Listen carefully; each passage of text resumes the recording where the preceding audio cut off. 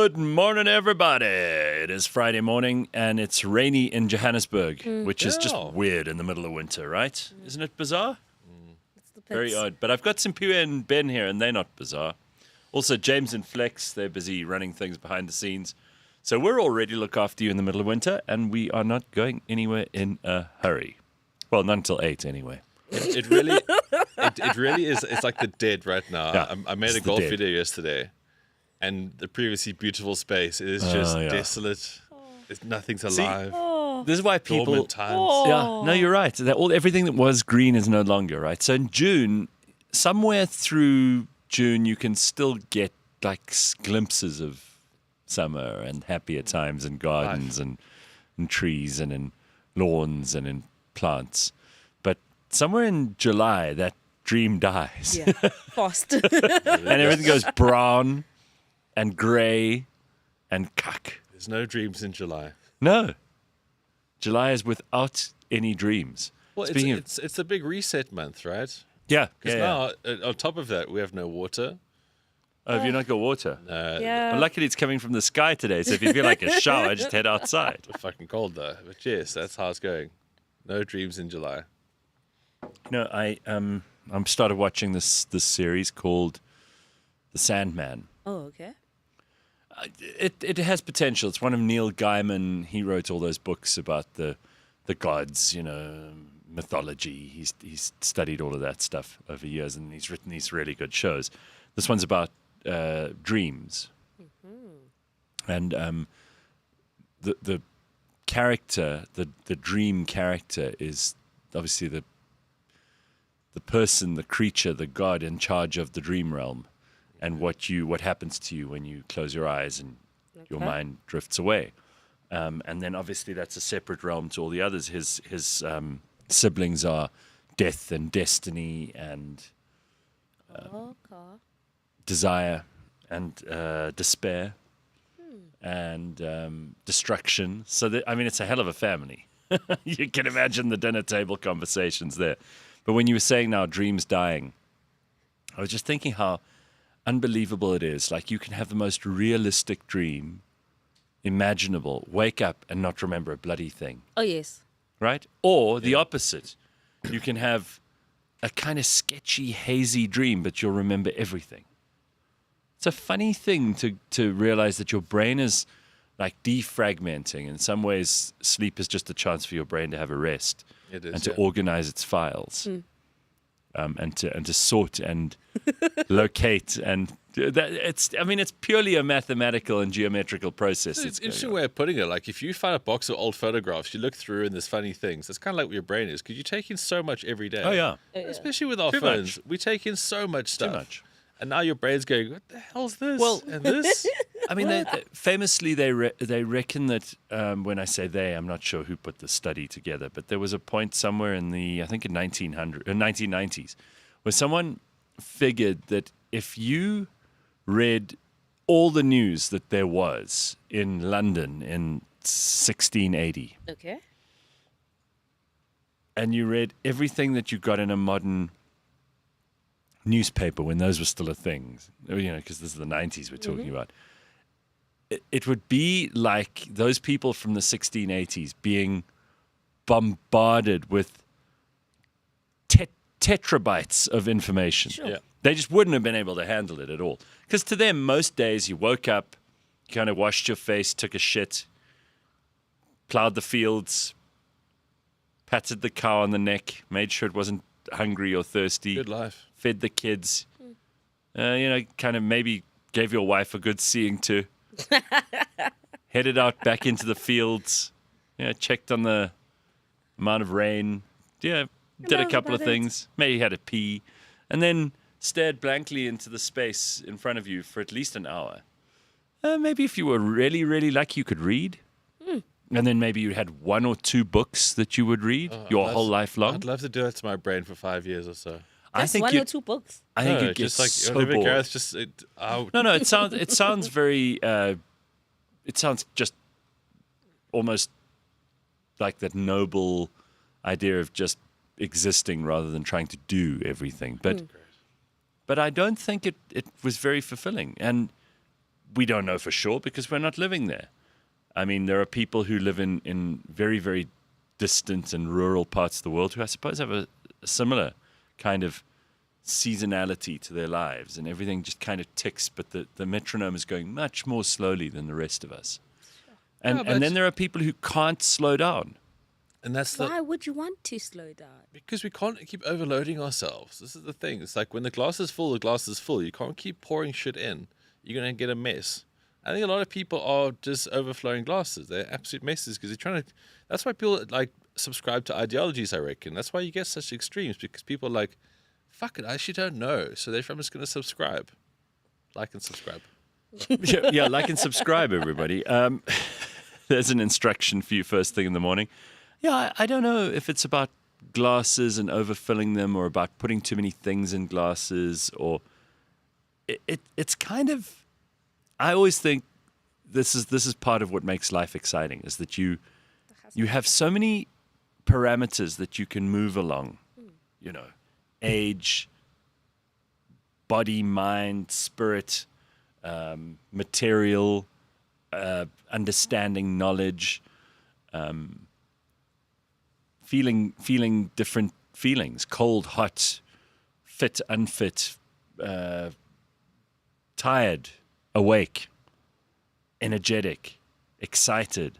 There's so many of these things that you can feel that are just, it makes it a really big adventure. Like this morning, I was, for some stupid, unknown, and kind of ridiculous reason, when I spend more than 2 seconds thinking about it, I was so excited that it was raining outside, because I had a weird feeling last night that I hadn't heard the rain for a long time. And then when I woke up this morning, I thought, that can't be right. And then went and looked. First thing, I got out of bed. Normally, the first thing you would do is like go and take a pee or like wash your face or whatever. I walked straight to the window to look. And it was kind of exciting. It's like, wow, rain in the middle of winter. This is softness. This is new. This is something I haven't experienced for a long time. So I don't know. It probably has happened before, but for me, it was nice. It's like I love being alive. Does that make sense? It completely. I just think, to my point, which I made badly, is that if you were overloaded with shit, you wouldn't appreciate the nuance or subtlety of rain in a season. If you're overloaded with shit all the time, you miss so much stuff. Like you miss personality traits of someone who's like in your day-to-day life. Yeah. Because you're so fixated on shit. I do. And I think you right. miss so much stuff because you get force-fed so much stuff. Okay. Yeah, and our attention is horribly disintermediated by screens and noise and emails and pollution and, you know, other people's bullshit that they foist onto. I've always said foisting is the most terrible thing you can do. You know, when people foist their shit on you, straight to jail. I think foisting should carry a maximum sentence. No, because then you're a foisterer. Some people foist things. That's all they do all day. They walk around, foist. Got to stop this foisting. I'm telling you, it's a reason for many people to be miserable. Okay, so let's get into it. We've got a few things to talk about this morning. Talk about your cell phone cover for a start, though. Oh, yeah. It's very gold, hey? I know. I didn't order this. Which auntie in Bedford did you beat up for that? No, so what happened was, I really didn't want this one. I wanted remember I had a plain one? Here you are with us. Yeah, so I ordered. It's very flashy. So I ordered it online, and then this arrived, and I was like, okay.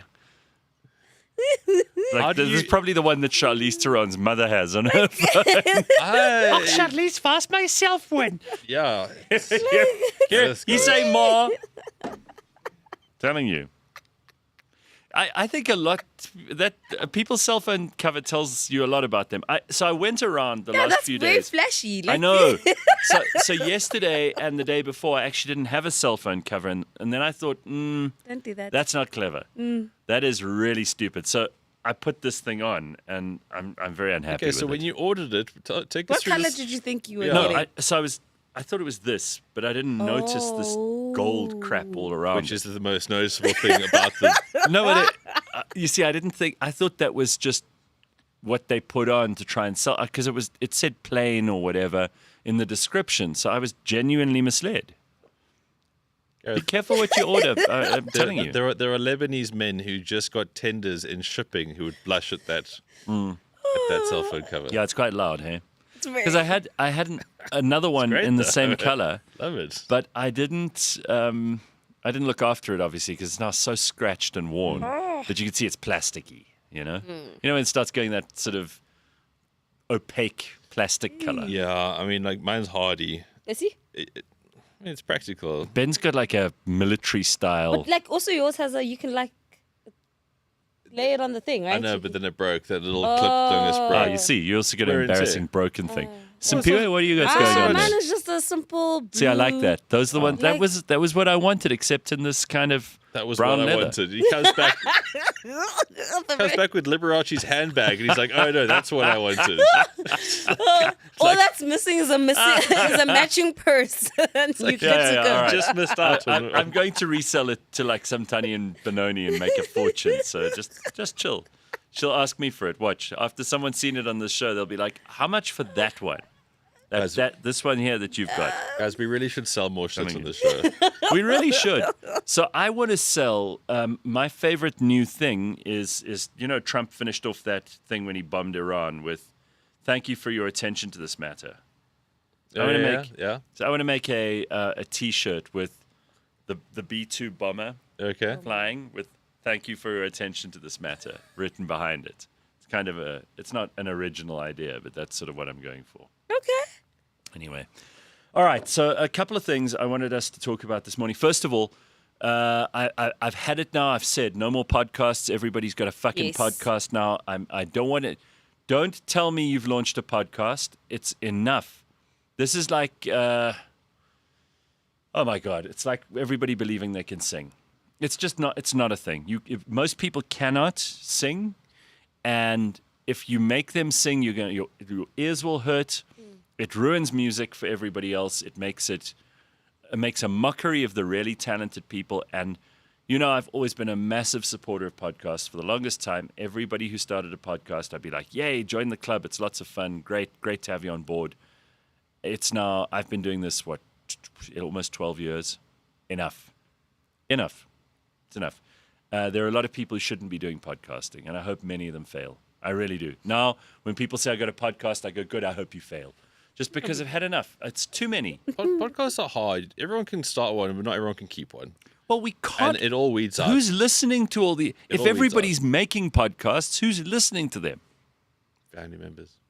Probably. But I mean, there's a nice niche for you, Gareth, to monetize. You just rate podcasts and roast them. I He could. does. That could be fun, but I just don't... I don't want to listen to them, and that's what takes up No, the time. you get James to listen to it, and then you would just make notes. Well, so we were talking about Michelle Obama's one, which I listened to the first episode because it was research. I thought maybe Big Mike on the mic. Big Mike on the mic, and I thought this could be a very exciting thing because maybe Big Mike will tell us stories about behind the scenes at the White House and You wasted your time. all that kind of shit. Oh, by the way, I've got to ask you what you think of Candace Owens' latest revelation about Brigitte Macron, because I know that's your thing. But I just feel it's enough now. It's enough. If you haven't already got a podcast, I reckon what we do is we say, end of July, if you haven't already started whatever you've got in mind, whatever your dream podcast is, and you're not going to do it, by end of July, the podcast window closes. Okay, that's where the wormhole is finished. If you don't get through by the end of July, no podcasts. Yes. Sorry. Okay, anyway, the reason I brought that up, there are some regulars I listen to, and sometimes they do great stuff. But I'm sure this will appear. Have you got that video of the optimized guy that I sent you yesterday? Okay, well, get it ready in the meantime. I'll do a little preamble. So all of these podcasts, well, a lot of them, are based on you becoming a better person. Yeah. Right? You optimizing Great your life. initial idea. Sure, and this is the kind of stuff you should eat, and this is the kind of stuff you should do to your body, and this is the kind of stuff that you should think about and read, and this is how you sleep better, and this is how... And it's all a lot to take on board, because if you lived according to what all these podcasters say you should, I mean, you'd be spending all of your time measuring yourself, weighing yourself, analyzing yourself. You'd be so self-involved that you'd probably be the most boring creature walking the face of the earth, and no one on earth would want to talk to you. But so many of these people are into this in a big way. I'm talking to the podcasters and their listeners. Okay, and it's got to the point where it's this ridiculous. Take a look. He doesn't wake up, he activates. He once stared at the sun so long it blinked. He doesn't cry, he has a dopamine reset protocol for that. He says, "I love you," then follows up with, "based on current attachment theory." He doesn't eat food, he front loads micronutrients. He once broke up with someone for having blue light in their bedroom. He tracks his REM sleep harder than most people track their kids. His blood type is magnesium glycinate. He told a child to delay gratification or die trying. He once did a 4-hour podcast on the proper way to blink. He wears red light goggles during sex. He gets more lab work than cancer patients. He doesn't nap. He parasympathetically down-regulates. He refers to orgasms as zinc depletion events. His pee is clearer than his moral boundaries. He is the most optimized man in the world. I don't always drink, but when I do, it's ketone esters and a nootropic mocktail. Stay vigilant, my friends. Yeah. I hate people like that. I don't know about you. I thought I'd laugh more at that, but it's actually just too close to the bone. It's really. so close to the bone, right? Because these guys, and listen, I think a lot of them are probably very nice people. And I've always thought it would be fun to meet, like a Rogan or a Rogan doesn't really do that stuff. It's more kind of the Tim Ferrisses and the Chris Williamson. Well, I mean, it's based on Andrew Huberman. That's what. Yeah, and Huberman. The entire character is basically him. I think they'd be interesting people to meet, but I've become so bored and disenchanted with this whole optimized person routine. Well, I've got some thoughts on this because, as you know, I've tried a lot of this stuff and I love the space because I want to be better. But there's a ceiling and there's a finish line to the things that you do, and then you just got to get on with it and not fucking talk about it. Right. That's where I kind of got to. So I learned many, many things. I'm a much better person as a result. I'm much happier and healthier. And when you go through these things, I mean, I'm a natural content creator. That's all I've ever done. And you think, yeah, but there's only so much you can tell people. And if like a TV show back in the day, you get commissioned for 13 episodes, a series, maybe 2, maybe 3 if it goes really well. But it runs its course, right? Yeah. And then it stops because there's only so much you can do that's actually beneficial. So now you've got podcasters who are having to do something every week, basically. Yeah. And that's why we're at this position where that spoof video you just played now is not actually funny. It's actually real life. It's because people have to keep going. So when they keep going, they keep making up shit. And it's this endless train where they've got to keep feeding this optimization monster thing. There's only so much. Humans are quite simple. Just get on with your shit. But because you've got audience and you've got way to monetize, these guys don't stop. So they do actually become parodies of their former self, which was actually a good-intentioned start point. I think that's a very good theory. I'm very surprised how succinctly that came out of my mouth, but clearly I'm thinking about this a lot. You've obviously put it together as a concept in your head because it might have been bothering you too, or perhaps you've just had enough. Pretty much had enough. Yeah, but again, enough. It's just like trial and error, which is I think every person should do before they rip the living shit out of it on the show on Friday. But it is. I mean, like guys, if you want to be the optimized man, it's 4 or 5 things, but just keep doing them. Yeah. It's not more But than. no one wants to hear that. That's the boring part. Stop weighing. No, shit everybody. and- Simpu is right. Everyone wants a secret. Yes. They want some kind of miracle diet, secret, fucking know. thing that'll just change the world for them. They just want to swallow a pill or they want some miracle. And it's not going to happen that way. The boring reality is that it's routine, it's constant application, it's consistency, it's discipline. And that stuff is fucking boring. Hugely. You don't want to talk about it.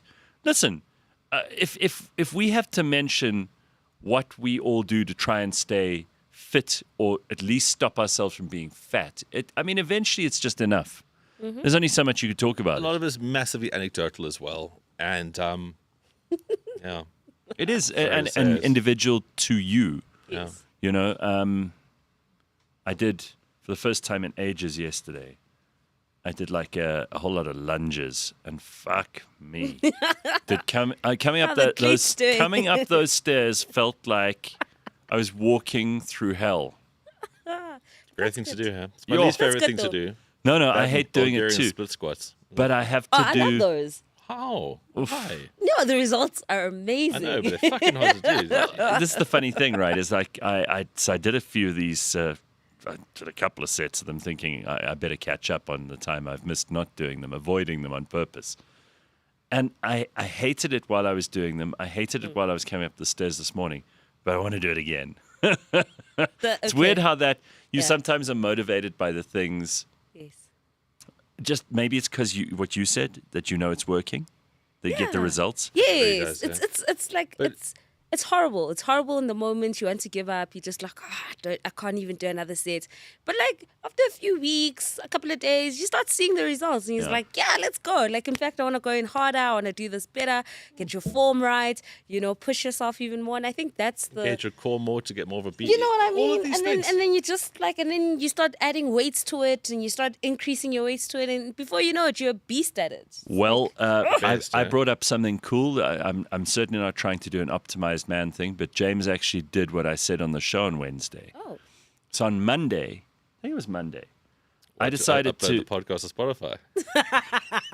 On Monday, I decided to have a braai all on my own for myself, right? Okay. So I got that's a little what inspired him. braai going and cooked a steak beautifully. Did the whole thing. Sure. Fantastic. All Okay. just for me, just a braai for myself. And then we talked about it on Wednesday's show, He did. and James was like, I'm going to do that tonight. And then he sent me a picture of him doing his braai. You loved it, right? You guys said you meet yeah, to each other. he brought Meat pics. some leftover bride meat. We had some bride meat in the office. How nice. It was really, really nice. James, Okay. how big's your steak? No, James? fuck it, James. How you brought for everyone the next day? How much steak? Did you cook half a fucking cow? Wow. Okay, that's a lot. Let's get some pics. Let's see James' meat. All right, and then I do want you to see this car, Ben, because I think this is the kind of car. Is that it? You Are we, should are we be- going straight off? James? Well, you want to talk more about that? No, you said, really and then just we're wants to sending see pictures James' to each meat. other. Yeah, so he sent me a Let's see picture the of pics. his just his braai going. Great, let's see him. Well, James, you got the picture of your braai? Guys, 2025. Yeah, show it's- them. All right. Okay. We live in Anyway, multimedia. I mean, there's nothing wrong with braaiing on your own, right? No. No, nothing at all. In That's a fact, I encourage very- more people to do that. I think braaiing is such a therapeutic thing to do. Like I believe in the and it's very good for men to know how to braai. Like I think if you want to impress me, tell me that you know how to braai. Okay. See, but guys, what we've done in the last 5 minutes, we spoke about squats and steaks, and then we're moving on. Next week, we're not going to talk about squats and steaks again because we're going to over. It's but like it's that's- been done now. It's like No, but that is because a lot of these shows, people are dealing with one area of expertise. Yes. And they talk to the same people or different people about that area of expertise until it's just dead. No, And we don't do that. We jump around like Exactly. got fucking severe ADHD, right? Just That's like, how we are. going back to the optimization thing and the whole, you got to be 10,000 hours, you've got to be niche, you've got to do all these things. I get that. I appreciate that. But then you've also got to be honest to understand when you've hit your ceiling with these things Yeah, it's like and like how much is actually in the tank. a rugby player who knows it's time to quit now because your knees are about to completely cave in. Yep. So that's a really good analogy. It's like sports people go, okay, like you're 40 now. Okay. You can't just keep Yeah. running into things. It's like, Yeah. you got to stop. Oh, Oh, there we go. There's the steak. okay. Okay, that's good. There we got a medium rare going on there, right? That's a line of cocaine on the Yeah, side. James always That's, does a massive bump that's with salt his soup ribeye. you in. It's the Escobar James, ribeye. James. they're accusing you of being a drug addict. James, the next time you have a bump, you got to cut it a bit finer. It's a bit coarse. Your old nose. That'll burn. James, it's a bit Hannibal Lecterish, but I mean, if that's your taste, that's your taste. He says it was so good. We can't hear you, remember. Most people listening to this and watching it, all they hear is... I can't hear James at all. in the background. They don't James, know what that is. yeah. Yes. Lekker. So it seems like you have notes for him, like on some next time. Take a better fucking photo first. Ben has a lot to say about Guys, other people's guys, food. Look, the thing about men is that we should all be cooking steaks. You know, like, and I'm gonna go lavatorial here. Yeah, go. Guys joke about shit all the time, right? Literally. Okay. It's like you take a massive dump or whatever. It's After a funny... big steak. Guys talk about this kind of stuff. Cooking a steak well is like taking a giant shit. It's like rewarding. It's worth talking about. It's relatable. It's awesome. There is something very basic and primal about cooking and eating meat. Meat. It's meat you must eat. Oh, Something speaking about that. Speaking about primal, did we ever cover that whole Liver King thing from last week? No, so How he I sort of threatened Joe Rogan. what happened? Because I mean, the Liver King looks like a homeless. Yeah, vagrant. just He's too many drugs, guys. Yeah, Just- too many drugs. I don't think you can blame his diet for the way he looks. It's drugs, right? No, I mean that Looks guy. fucking horrific. That guy had issues coming into the game, and just that much steroids and other shit, and it's just a bit of a mess. But the thing is, like, he always wanted the attention to be what he was, and then he was outed as being the drug person, and he's the kind of guy who he just always wanted to be on the Joe Rogan show. You can tell. Because when so he eventually went on the show? no, on his way up and before it got officially outed that he was taking all the drugs, Okay. he really wanted to be on the Joe Rogan show, and then Joe was like, I don't want to talk to this guy. It's not interesting to me. And credit to Joe, he was always of that thing. He was never like being too outrageous about this guy's a joke and blah blah blah. He's like, no, it's like, I don't want to talk to him. And he did whatever he could. He went to like Joe's friends who had podcasts because they have so many podcasts. Yeah. And he went on there basically saying, can you get me on Joe's podcast? And they'll be like, yeah, I'll ask, whatever. And then he got outed as this drug fucking monster. And then last week or 2 weeks ago, he decided that he was making all these videos like, I'm coming to Austin and I want to fight you, Joe Rogan. Oh, Jesus. And then he got arrested for terror threats or some shit. No. And then, no, so he's off the deep end. He's not okay, ne? There's a restraining order against him now. He can't go within a certain, whatever restraining orders are, of Joe Rogan. Oh, really? And again, Joe, to his credit, it's like, this guy probably needs a bit of help. You know, he needs professional care. He didn't say, like, show fuck you, show a whatever. picture of the latest picture you can find of the Liver King. Oh, Jesus. Yo. There we go.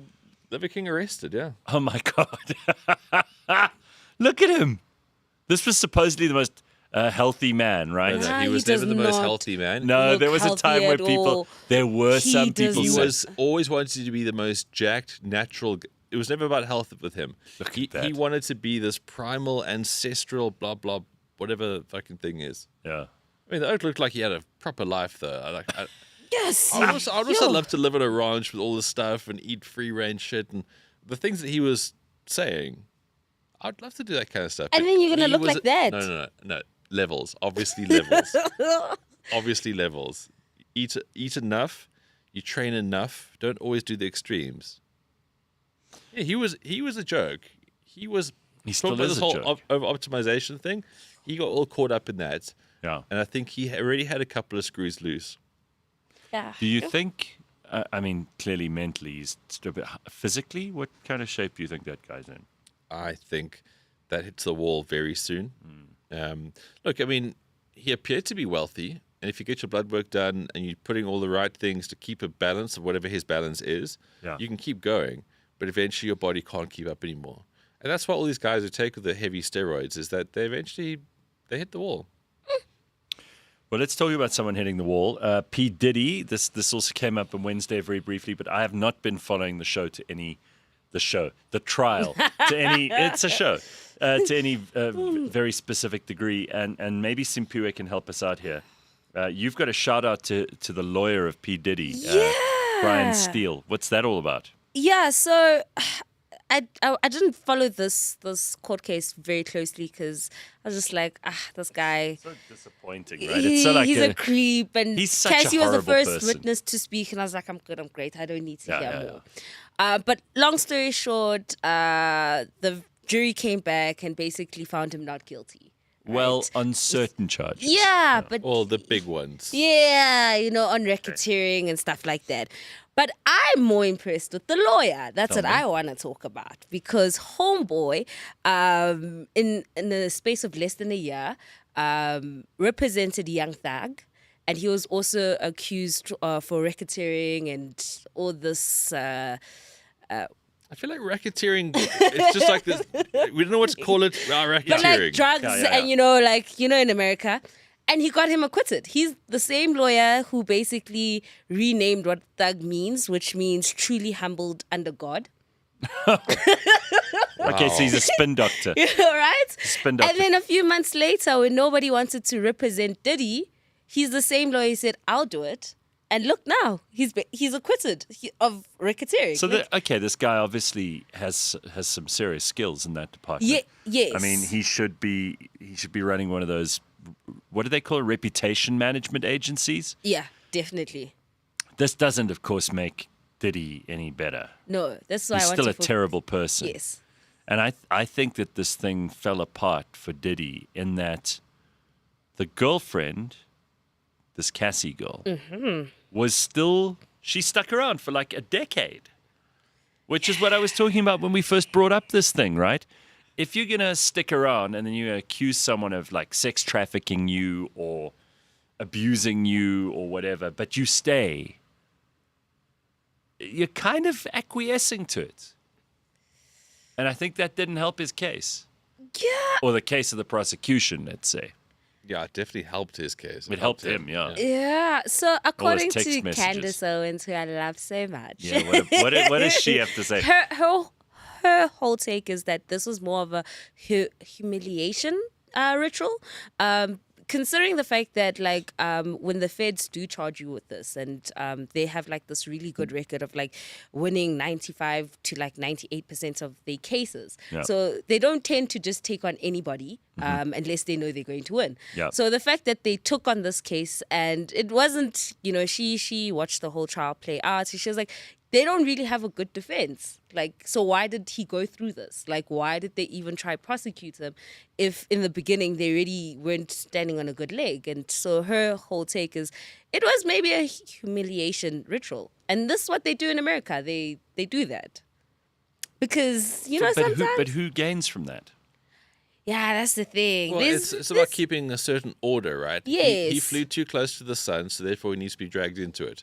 The whole theory about making like black celebrities dress up in dresses. Yes. Those kind of theories. And once you start picking up on that, you notice that, before somebody gets really successful in Hollywood, they do that. Why is this man now wearing a dress all of a Sunday? Or they have to kiss, the same gender. So you mean if black men have to wear dresses in Hollywood? There's a Is whole that a thing. thing they Kevin make? Yes. Hart, Like a humiliation Snoop ritual? Dogg Yes. talks about it. It's like How bizarre.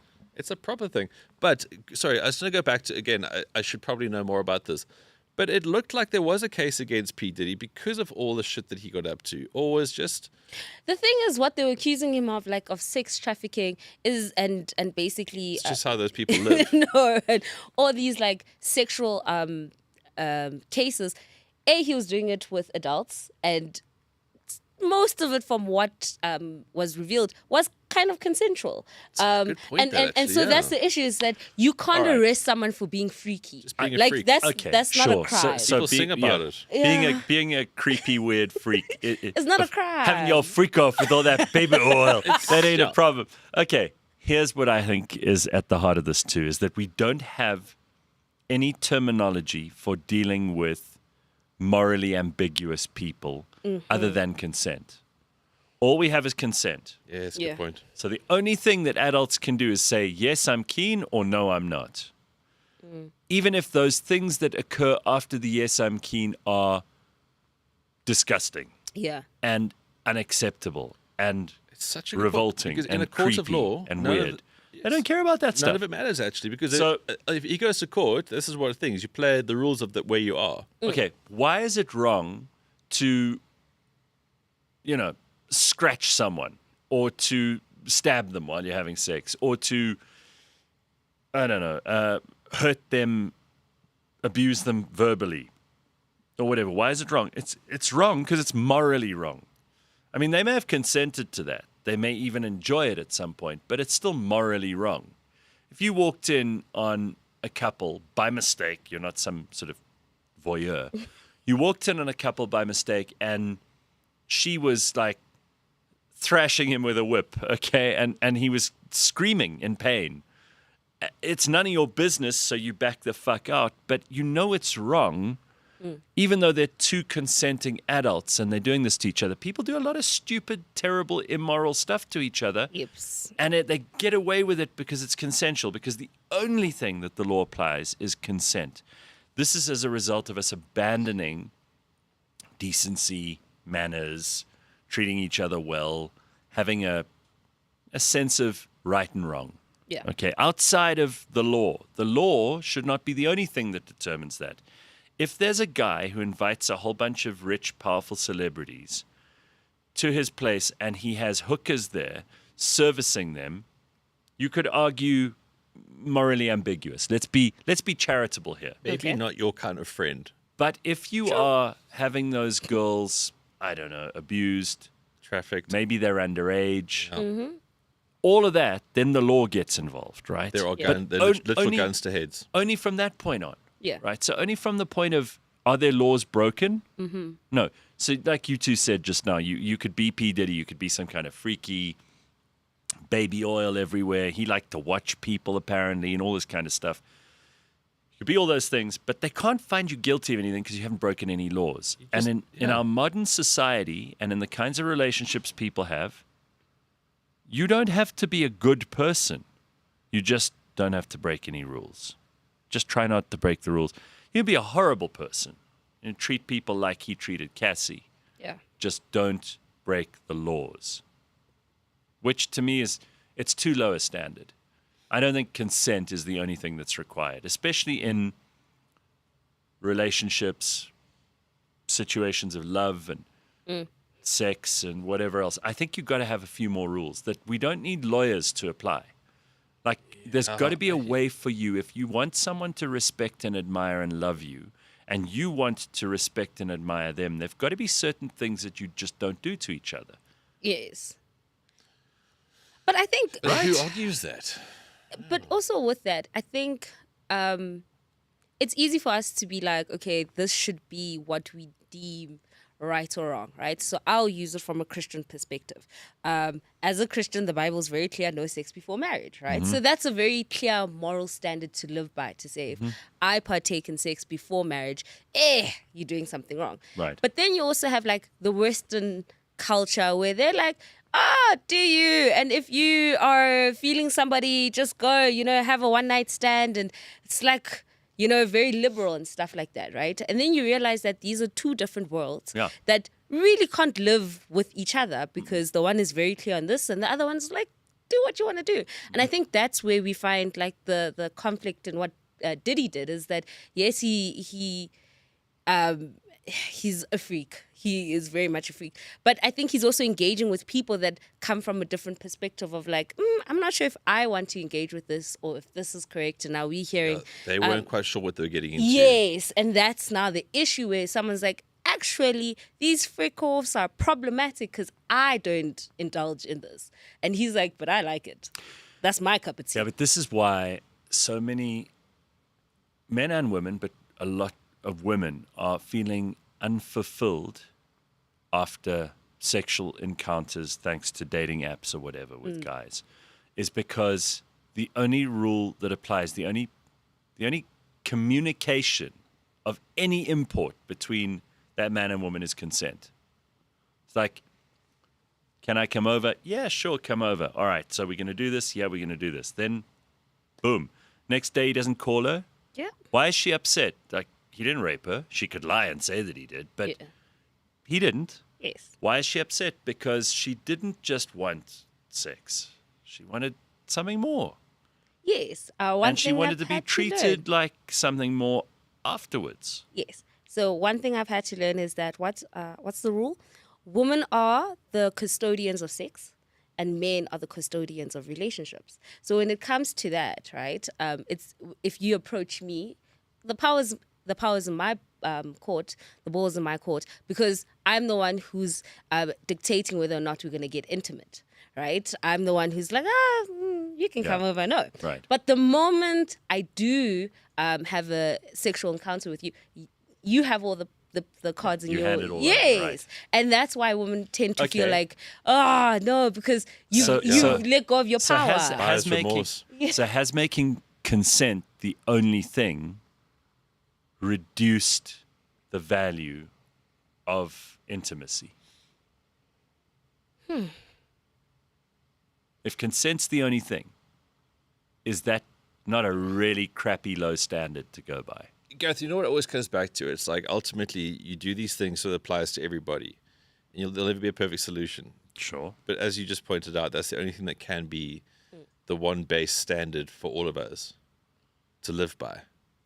Otherwise, it's too nuanced. It's too difficult to uphold. It's too difficult to make a standard measurement around. But I mean, the big question is that should we then feel sorry for Justin Bieber if he consented to all the stuff that happened to him? Poor Justin Bieber. What do you think they did to that poor child? Have you seen how he looks at the moment? You He think the looks Liver horrible. King? You think the Liver King He looks looks bad? Poor absolutely fucking Justin horrible. Bieber. See if you can find a recent But you picture see, of him. with that, he was a kid. So if you trace back when they had discovered Justin Bieber, he was a kid, and so point. you can say from that point of view there is no consent. He's a child, No, that's- and like we That's can't straight up wrong. normalize doing horrible things to children. That's one thing we Yes. can't, and so that's the sad part of it is that. He's an adult now and he's not trying to sue or whatever. So we can't necessarily take up that fight for him and be like, but they did you wrong when you were only 12. There's a level of like, he still needs to fight and So, I be mean, like, that's- take back the power. Yeah, but I mean, that's what Suge Knight said, obviously, as a trusted authority in this realm, is that he was passed around by all kinds of men that P. Diddy arranged. So Yes. it would be like, this summer, should I go to Club Med? Oh, so No. P. Diddy was the pimp. Yes. Yeah, essentially. so this is the whole thing about P. Diddy, right? It's an Epstein kind of thing altogether. It's like, oh, should I go to Club Med this summer? No, I'm going to call Diddy. He's going to put Bieber in my room in Cancun, and then it's going to take like Viagra for 3 days. Because this is the realm that we're talking about, right? Jesus. Him. Congo Chris says, I blame postmodernism and social Marxism. If you view everything as a power struggle, you will inevitably exercise dominance. And without objective morality, anything is permissible. Smart people listen to this show here.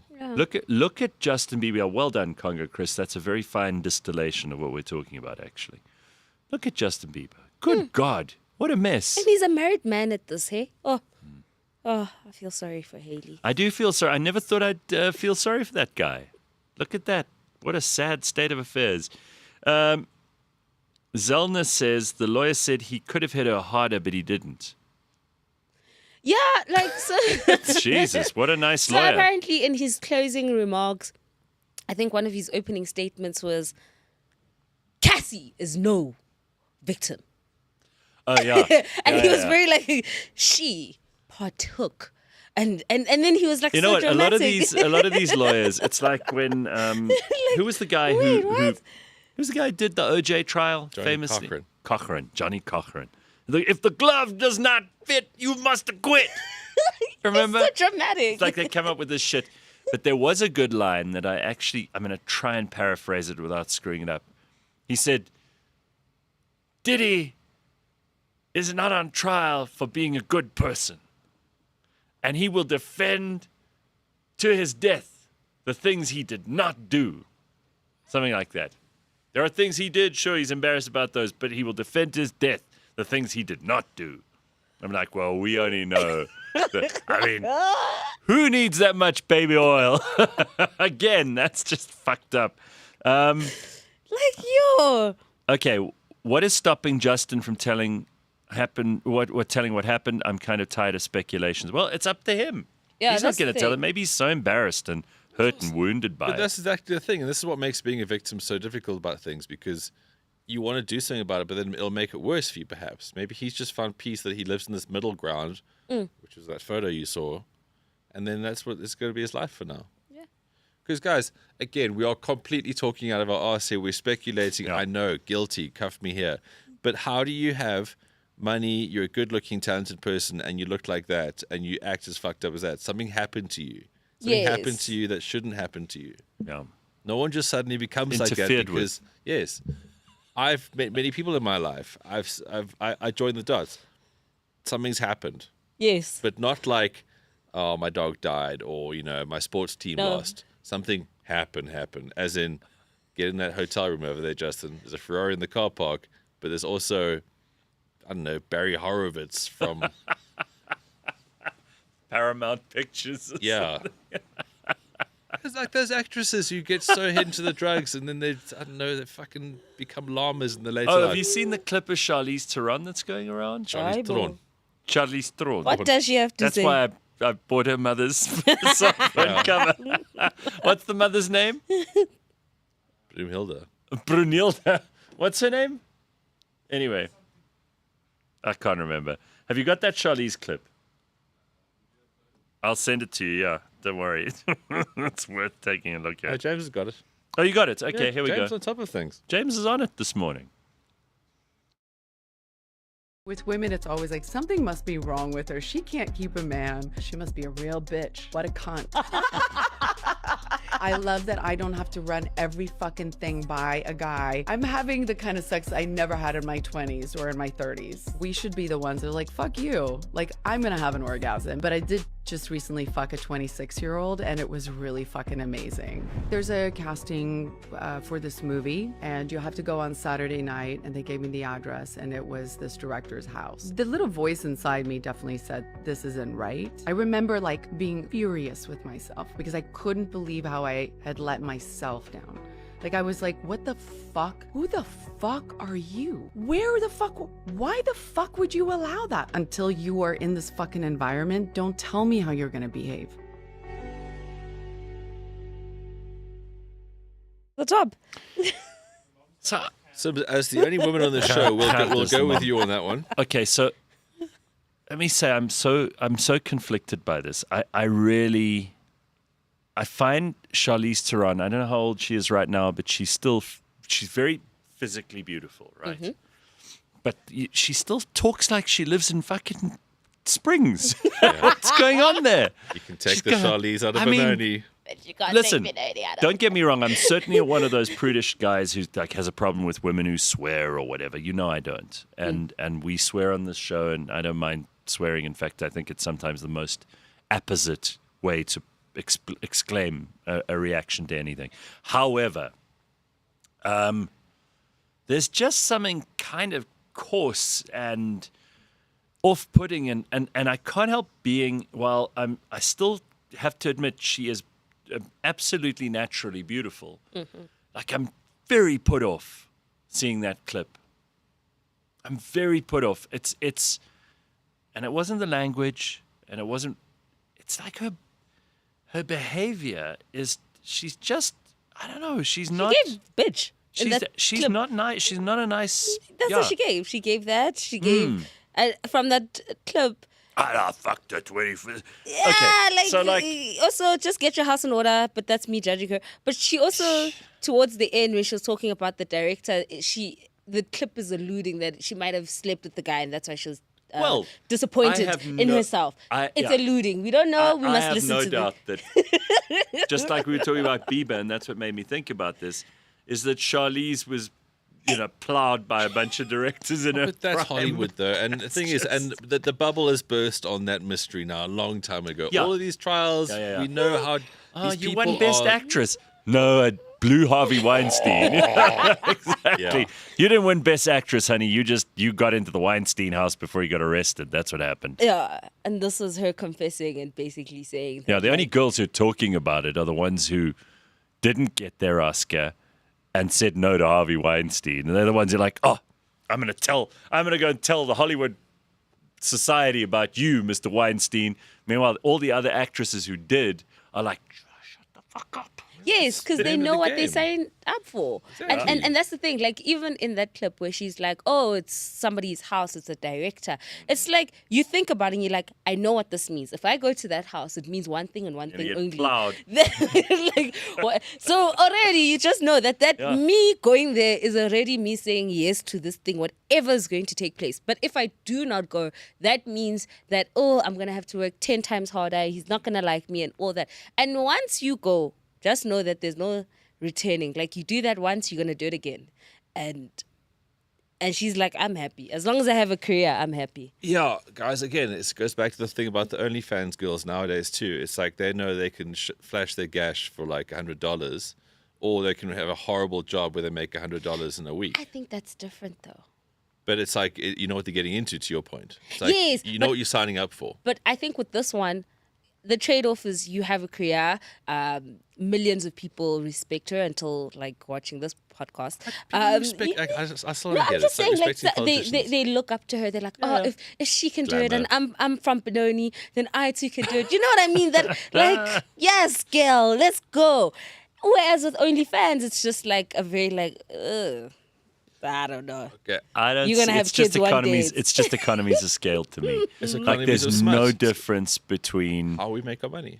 being a Hollywood actress or being an OnlyFans girl. To me, and remember, I mean, actresses have only been a thing, and we don't have to go down this road in any detail, but you know, actresses and prostitutes were like on the same level for most of human history.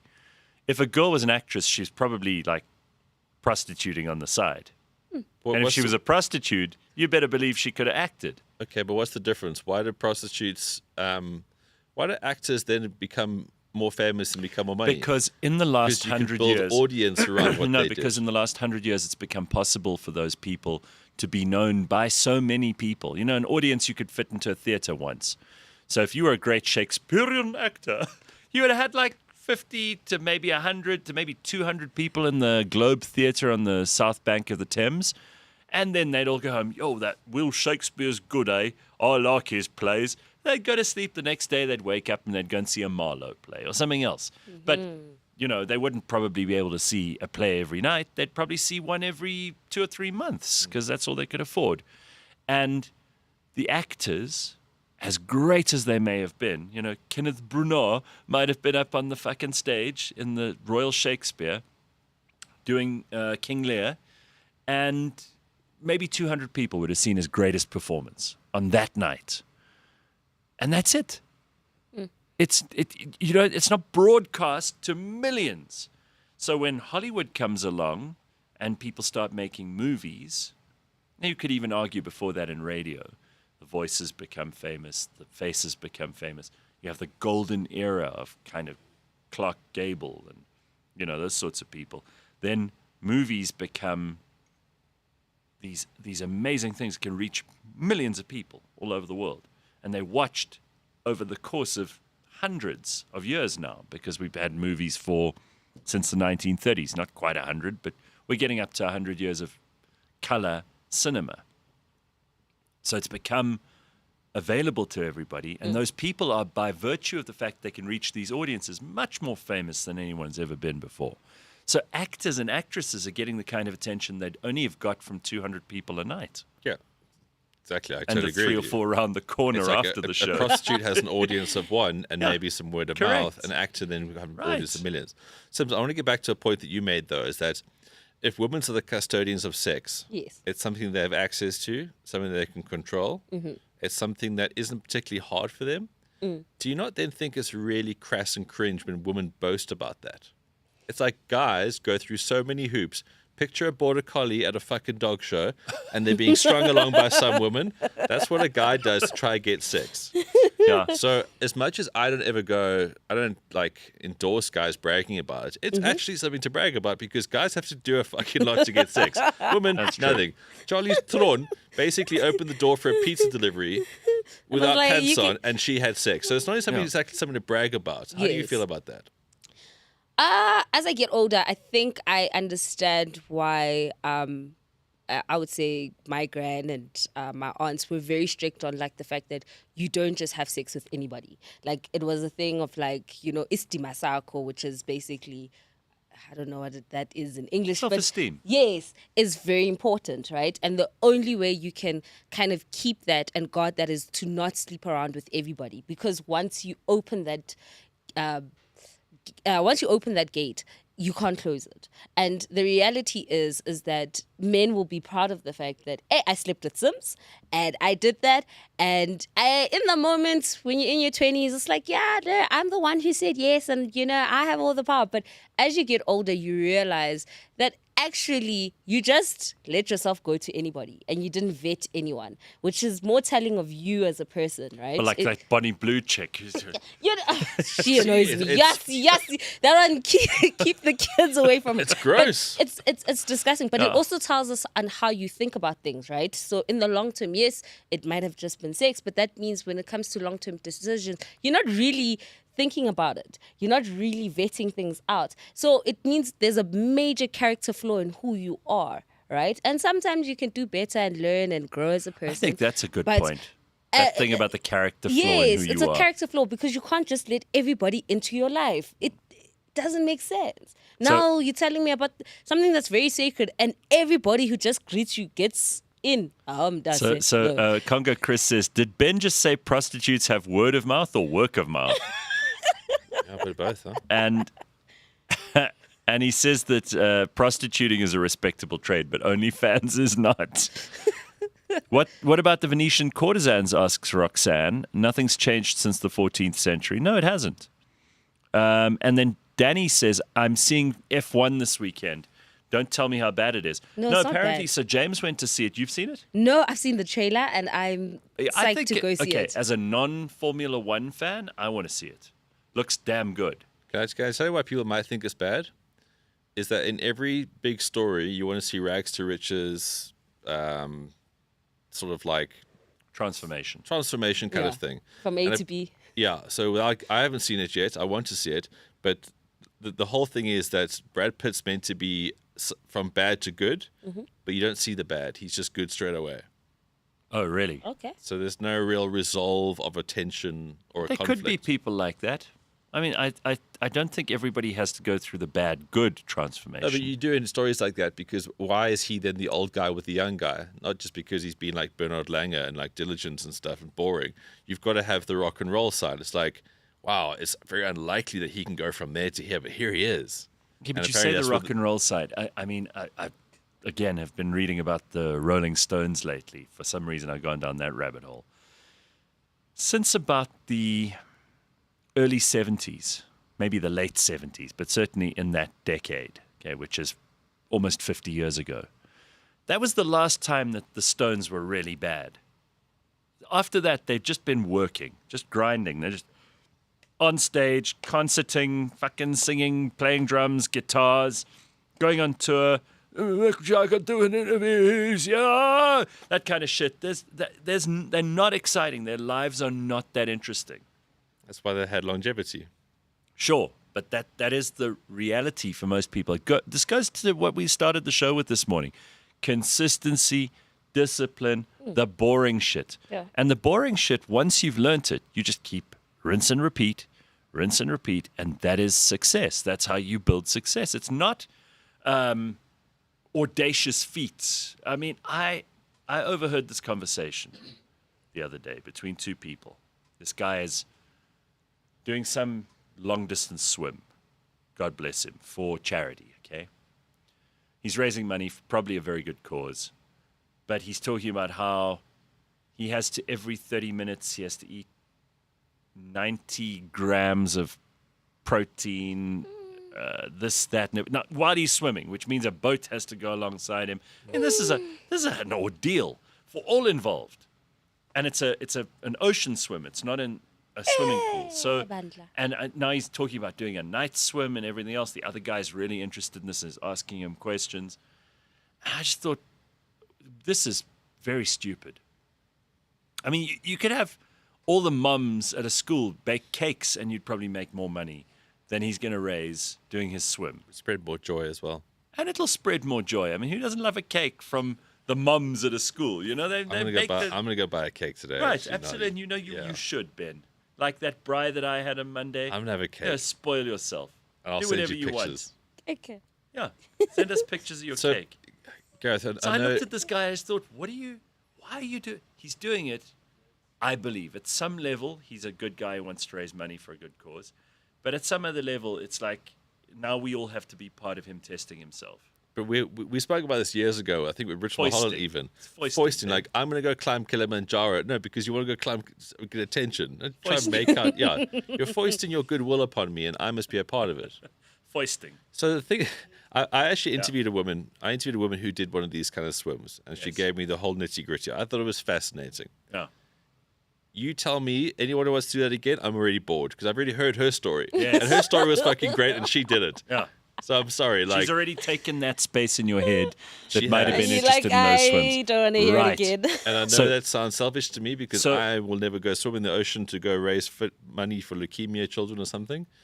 But it's also like, Well, they also we the live in a ceiling of the country. story is You know, being can I reached. tell you, we have more NGOs in South Africa than any other country, I think, with the exception of America. Okay, in the world, we have so many NGOs. Some of these people are raising money for this, and I'm not adding the Lotto, which is now run by the Mashatiles, but there are lots of charities and NGOs in South Africa.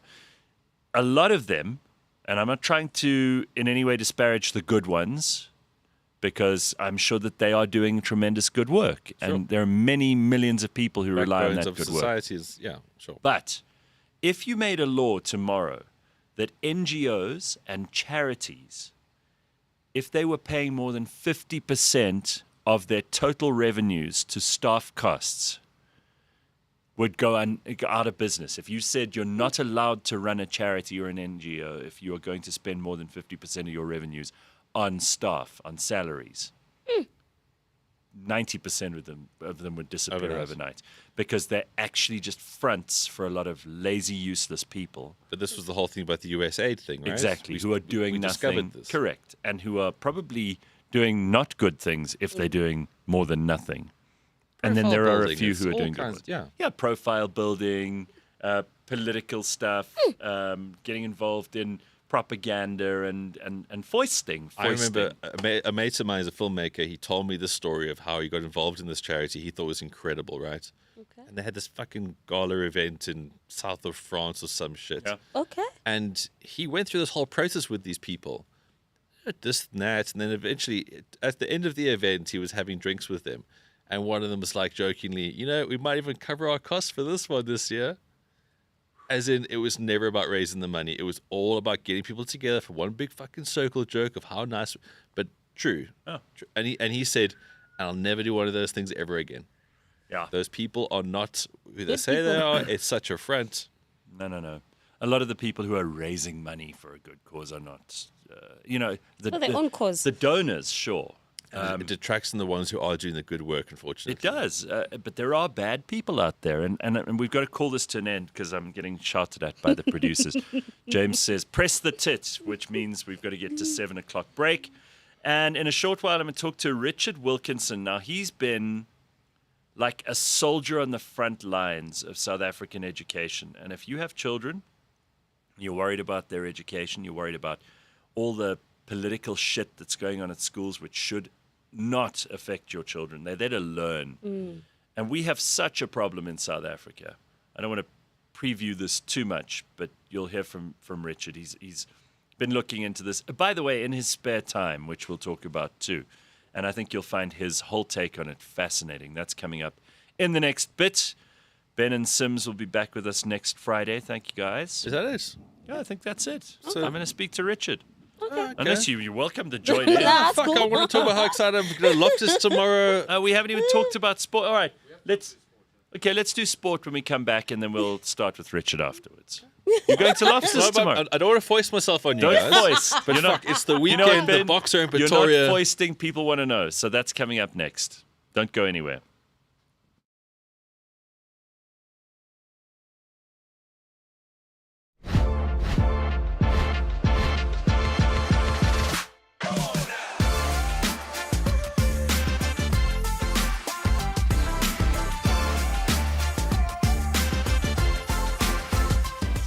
$2025 is absolutely flying by. So it's time for the guys to say fucking whoa and welcome back Darby Lowe to catch us up on the first half of the sporting year. Strap yourself in for a recap on the highs and the lows of the last 6 months. We're talking about the big winners and losers of the year so far, along with preparing you for what the second half of the year has in store for us locally and internationally. It's episode 55. It's your 2025 halftime catch-up show. Let's get into it.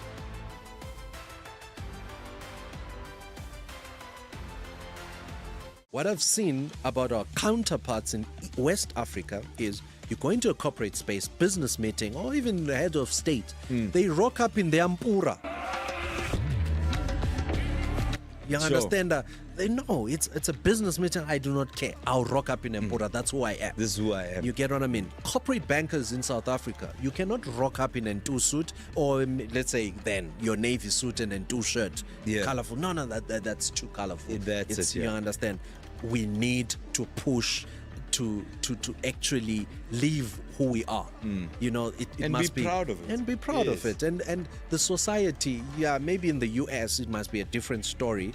But here, if you are in South Africa, you need to be able to rock up in a business meeting with international guests in a two garment.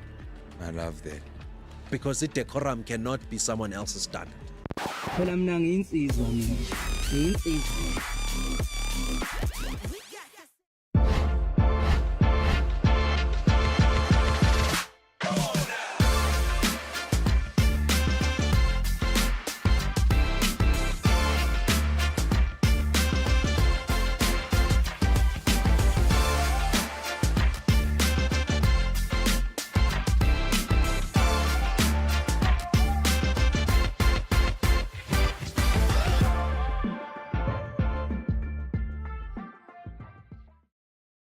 All right. Good morning, everybody, and welcome to this Friday, the 4th of July. Hey, it's the 4th of July. I saw some very funny memes from my American friends on social media, like portraits of George Washington saying, "Enjoy work today, England." So happy 4th of July to the Americans who may be joining us. Gareth, when are you registering this podcast? What do you mean registering it? I'm not sure I understand. Well, you said there's a window until end of July. No. We've got by writ of existence. I mean, we've been here for body of work. 11 years. So if you've been around that long, you get like automatic entry. But I don't think there are a lot of podcasts that have been around that long. So they all need to get in before the window closes. Well, the average podcast dies after 8 episodes or something. Yeah, I mean, most people don't have the staying power. Roxanne says, now I'm craving Woolies Lamingtons. Thanks, Ben. We've got to make it happen. I'm going there. I'm going to make it happen. Okay. I'll even post it on social media to show that I'm a man of my word. Okay, then. I'm having cake today. Good for you. Gareth, please look for a recent photo of Kathy Griffin. It'll make your day, says Carl de Santos. Oh, no. Are we getting inside the Carl Spank Tank again? Oh, God. I don't know if I want to see this. this. Be a scary thing. Kathy Griffin, the last time I saw her, I thought, and you know, it's not an age thing. It's not a woman thing. It's not a comedian thing. It's Kathy Griffin is like this confluence of so many bad things. I don't know how to explain it otherwise. And it represents visually towards people. Yeah, she looks how her mental health state is. She like the Liver King. He's a good another example, right? Great example. The Liver King looks like what's going on in his head. Yeah. And turmoil and chaos. It's turmoil everywhere. It's a fucking disaster in there. It's like hellfire and sulfur. It's just bad. So show me Kathy Griffin. Okay, all right, it's still coming. It's obviously it's destroying the internet on your phone, and soon James says it's quite bad. Oh my God, Jeepers. That's it from Stephen King's It. Fucking hell! That's Pennywise the clown. What the hell's going on there? But is that man? Did she put a wig on, or is that just the receding hairline? I know a place. No, James, is that the only photo you've got? Sure. Flex, see if you can find some others. That can't be real. Can't be her. That is absolutely devastating. Good heavens, who goes out looking like that? I mean, if you do look like that, first of all, what's happening? Her hairline has gone back to the middle of her head. Go, show it again. Yo, this is bad. Flex doesn't want to show it again. He's like, fuck it. Okay. The hair is receding. Maybe it was always that far back, and she has a 5 head, but she had the fringe before, the bangs, you know? And so pale. And so, Look again. Maybe It 3 is coming out, and she's got the role. So good on her, actually. Maybe I'm trying to find positives here. Good heavens, that's just that's awful. Kathy Griffin, looks like she could play It, says Carl from PE. James on a smoke break, says Goon. Bitcoin Butt agreeing with them. It's just she looks like she's quite fit, all done up though. Quite fit. No, but that wasn't all done up though. That was just her 20 years ago. I don't know. I'm just that is. You know what, Carl? You have ruined my morning. I was having a pretty good day until I had to see that. Oh, but you like looking at stuff like that. I do find the freaks of nature amusing. Can we talk more especially about sport this weekend? What a weekend! And can we talk about your plans for the weekend too? So they go together. Look, my plans for the week obviously started this week on the Bounce Show. My mate Darby, who's my smartest sports mate, and I give you the privilege of meeting him. So he's arranged a shuttle from Hyde Park. There's going to be like 8 or 10 of us, and we're going to go through to Loftus, straight to B Field early, because, you got to do it right. Sometimes I ask people... How early is early? So we're going to get there at 3 to give us 2 hours of line in the stomach. Okay. You can get a good 4 or 5 drinks in there without rushing it, Are you going to have a car bar? No. So the shuttle's going to drop us off, and then we're going to go into the general morass of life. Okay. And I think start with some beers. Okay. I think that's pretty much how it should be. All right. And then as you get closer to game time, then you move to the brandy. I feel like you can't start with brandy because the day is going to be a mess. And the thing is, you can't sustain beer the whole time. So there's got to be that transition. It's like in an F1 race when the rain comes down. You start on the slicks, but you're going to come in for the wet weather tires.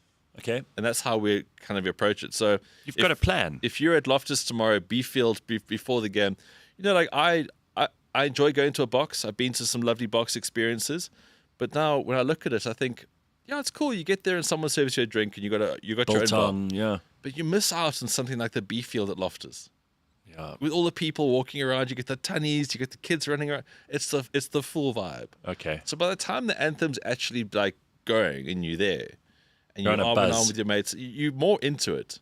Like you can't get as much into an anthem in a box because you're sitting on your own chair, you got a glass in your hand. You're like Kathy Griffin getting into character for it. You've got it. So B Fields 3:00. We're going to do that, and then the game.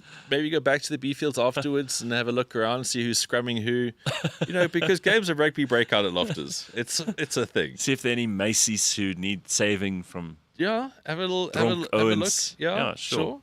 So that's at 5:00 tomorrow. But if you do love the rugby, tomorrow is a huge day because it starts off, Gareth, at 5:30. The Wallabies are taking on Fiji. So obviously the British and Irish Lions are in Australia for the big tour. They played 3 tests, and the Wallabies are tuning up for this. They're going to play against Fiji. And then New Zealand are taking on France.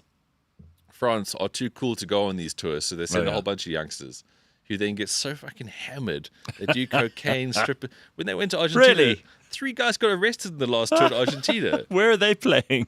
Well, I don't know. Some of the guys are still suspended. But France played fast and loose. They send these no-name oaks to go off in there, and then they just think, well, I'm probably not going to play for the main team. I'm just going to go get hammered. So that's all the dynamics. We've got massive games. And then the British and Irish Lions will take on New South Wales Waratahs at 12. So before the afternoon's already started, you got 3 games you can get under the belt there. So by the time you come roaring into like the box versus Italy, what a day. And the box team is strong. That forward pack looks like it will beat anybody.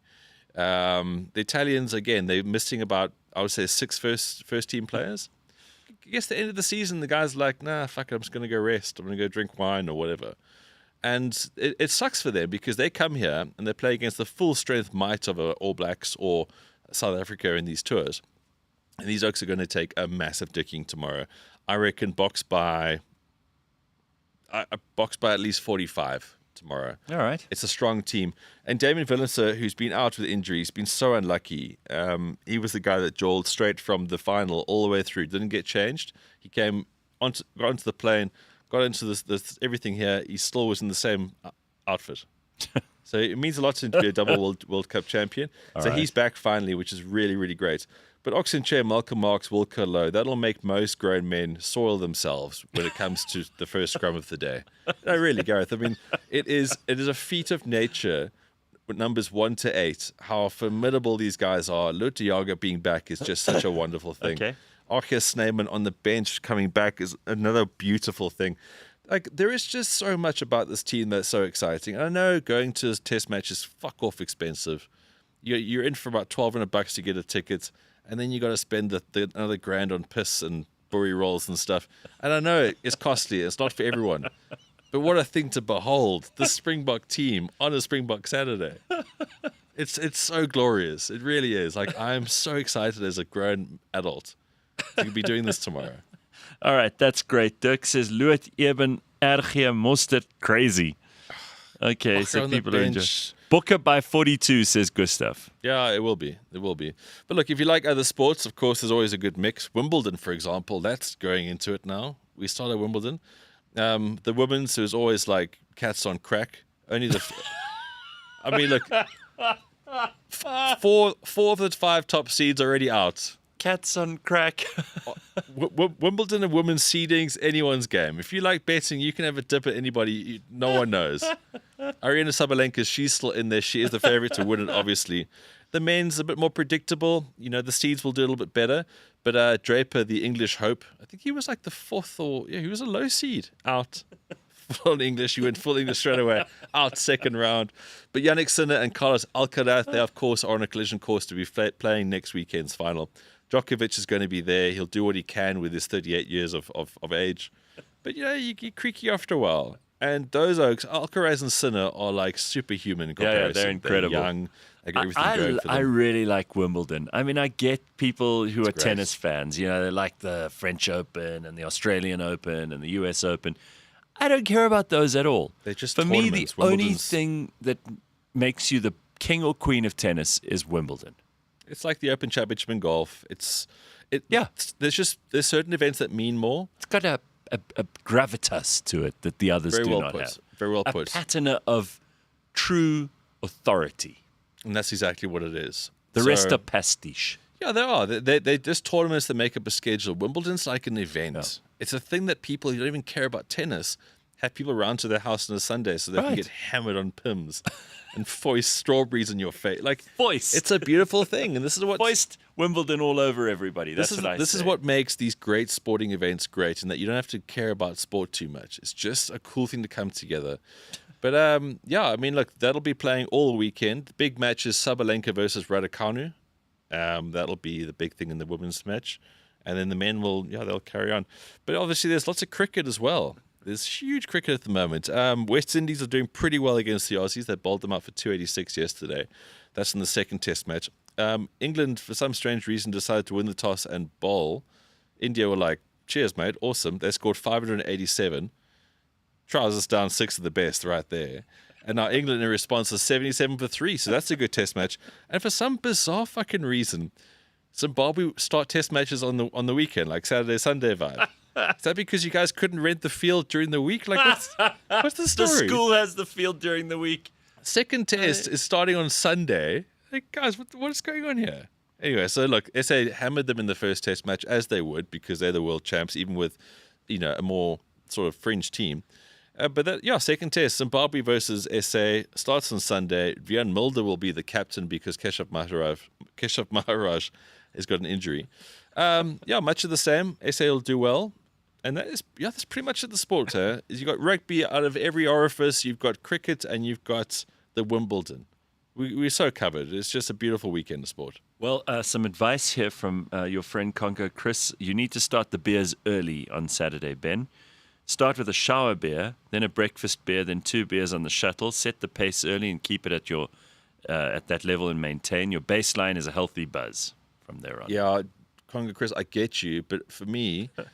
The first beer has to be around your mates. That first beer buzz, you can't have it in the shower by yourself, you fucking weirdo. I think there's just something so you've given up on life when you're drinking on your own. Or you're going through a really tough time, in which case it's a coping mechanism, but it's still sad. That first beer when it's just you and your mates. Nunya Biz says, I named my male cat Meth. A recent poll showed Wimbledon is the favorite for more than 70% of people next to the French Open, says Dirk. Yeah, that was the poll on the bunch show. Ah, there we are. Dirk doesn't miss a thing. See? Zim needs to sort out their power first, says Gijs. Their electric grid collapsed completely. So maybe that has something to do with it. You start on a Sunday, like people watch sport of the weekend. Start on a Thursday, and then your test match will be on the weekend. No, we'll start on Sunday. So when the test match gets good, everyone will be at work. The fuck? Nunez, female cat's called Crystal. That's Crystal and meth. Very good. All right. Well, thank you, Ben. I look forward to hearing about your Pretoria adventures. Yeah, follow me on the Instagram, The Bounce. You'll see my updates. Nothing boring about that. You'll see me cruising around and get the On the Bounce show because we actually recap the first 6 months of the year this week. So On the Bounce show right here on the Real Network. And by the way, people are also talking about the Tour de France. Yes, that's also going to be happening. Starts on Saturday. Yeah. Matthew Dixon says, I have a better idea. Don't drink at all. For what reason? I'm not driving the shuttle. Yeah. All right. Thank you very much. Thanks, Ben. And we're going to talk guys. to Nice week in the studio. Weekend. Have a wonderful weekend. Yeah, lovely. All right. So we've got somebody in here who has not been on the show for some time, but I'm very excited to speak to him. His name is Richard Wilkinson. So he's a South African attorney and essayist. He focuses on all kinds of issues, most especially critical race theory and gender ideology in South African schools. These things are being taught. You know, it's the old trope or bullshit story of, no, we don't teach that stuff at schools. Then you catch them teaching it at schools. Then they're like, well, it's not what you think it is. Then you figure out it is what you think it is. And then they say, no, well, it's good that we are doing it. That's how it moves. It goes from we're not doing it to it's not what you think it is to, okay, yeah, we are doing it and it's good. That's kind of what's happened in South African schools over the last while. So I'm happy to have Richard here. It's funny, I was talking to him just yesterday about this, and now he's sitting here. To date, he's authored 26 articles on all of these topics. He's played a prominent role in ongoing controversies at Pretoria Girls High School. He conducts his research and writing on school capture independently, so he has no external funding, no financial compensation, and I think it's a brave thing to do. So let's just sketch, for the benefit of people who don't know you at all, Richard. Thank you for coming. Let's just sketch how you got involved in this in the first place, because you're an attorney. You didn't have to get involved in this stuff. As I understand it, you didn't have daughters at Pretoria Girls High. So people are like, well, why do you give a shit? Yeah, well, thanks for having me on, Gareth. Sure, good to be here. I think it's been about a year since we last chatted. Yeah, look, no kids. There's no wife or anything like that. And so I think it is a natural question is why am I interested in this? I was at the University of Cape Town from 2007 to 2011. So you watched it fall to pieces? No, I was there before it fell to pieces, but I saw it bubbling up. You saw the Rhodes Must Fall movement growing? No, I saw critical race theory, which is a more theoretical thing. Okay. And so I was, BCom, LLB, mainly commerce and law faculties, but also humanities faculty for a while. And I saw some of the stuff where they were blending identity politics with Marxism. Right. And I thought, this is poison. I studied a course in final year, which was jurisprudence, which involved critical race theory, and I just thought, this is mad. And then something interesting happened after I left. I think social media reached a tipping point, mainly Twitter. And then Rhodes Must Fall happened in 2015. And I think the importance of that moment is really seminal in not just South Africa, but across the world. No, because it spread everywhere. It went over to the UK and then over to the US as quickly as it possibly could. Absolutely. And the stuff ping-pongs across the Atlantic. So, we do Rhodes Must Fall. Next thing, they're tearing down statues of, Columbus and New York and so on. And then we mimic and copycat the stuff that radical activists are doing in the US. And I was extremely concerned about this. And, when Rhodes Must Fall happened, you think, this will just be a month or two, it'll fizzle out. Right. Well, obviously it didn't. And we now know that it mutated into Fees Must Fall. It then metastasized across the country, and it's caused billions of rands of damage to universities. I've had a lot of former lecturers who became friends of mine who, I spoke to, and I could just see the damage that was done. I was pretty horrified by that. And then I noticed it came into the schools. And that's when, I guess there was a phase of my life where I was too scared to write publicly about this. You're scared of being cancelled. Sure. And they've come after you. They've come after me. Yeah, they tried, but something snapped recently where the tables turned a bit. I think you probably feel that as well. I mean, here we are in your studio. You're not you're not employed by anybody, right? I mean, you're running your own thing. Something happened where the pushback against woke is broken. Woke is broken. Okay, but there are a couple of fundamental things we've just got to go over, and I know you're probably tired of this, but I assume because you're tired of it, you've got the most succinct and straightforward explanation for a lot of this stuff. So let's start at the beginning. For people who don't know, what is critical race theory? You mentioned that it's a blend of identity politics and Marxism. Yeah.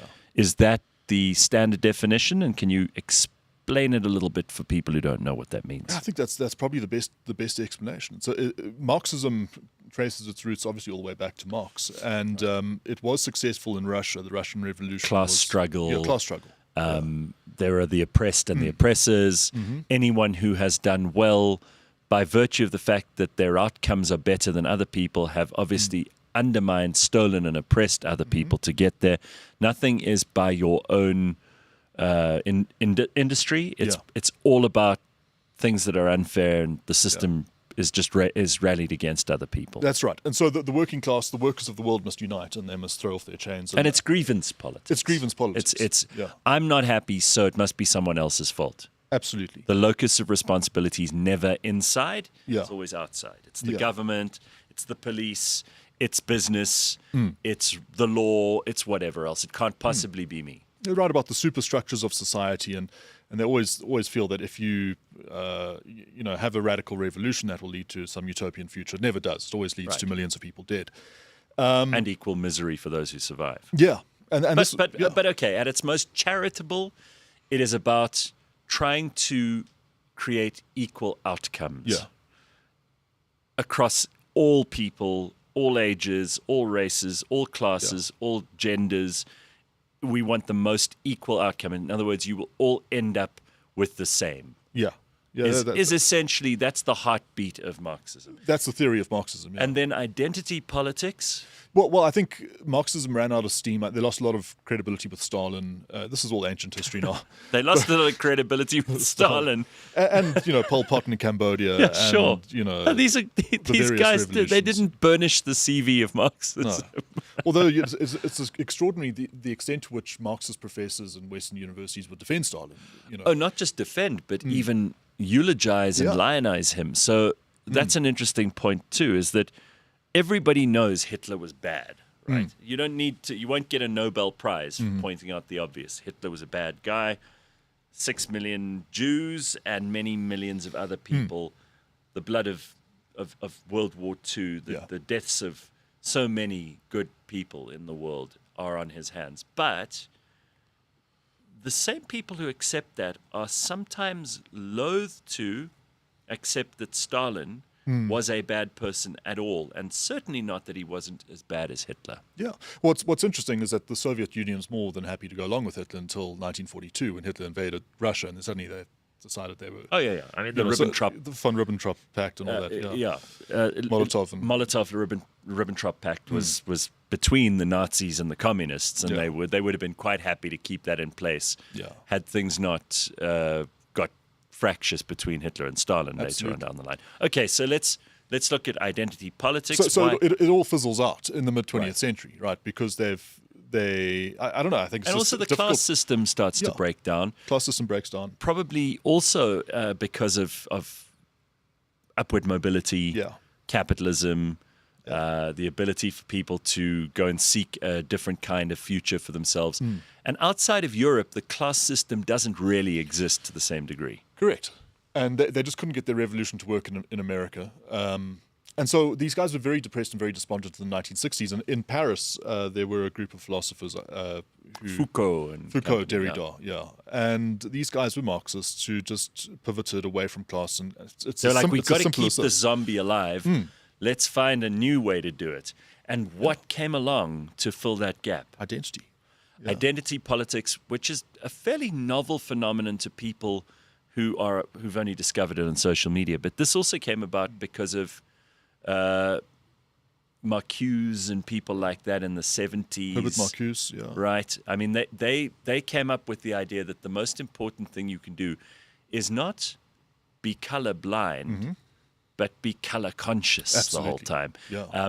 You talk about blackness and whiteness, and you talk about the disparities between them, and you talk about how it's a system that's, again, rallied against the one group and for the other. Yeah. And it's not just that, it's also sexism. So it's also your gender is the most important thing about you. Yeah. Well, sexuality became a part of that, then gender, you could argue.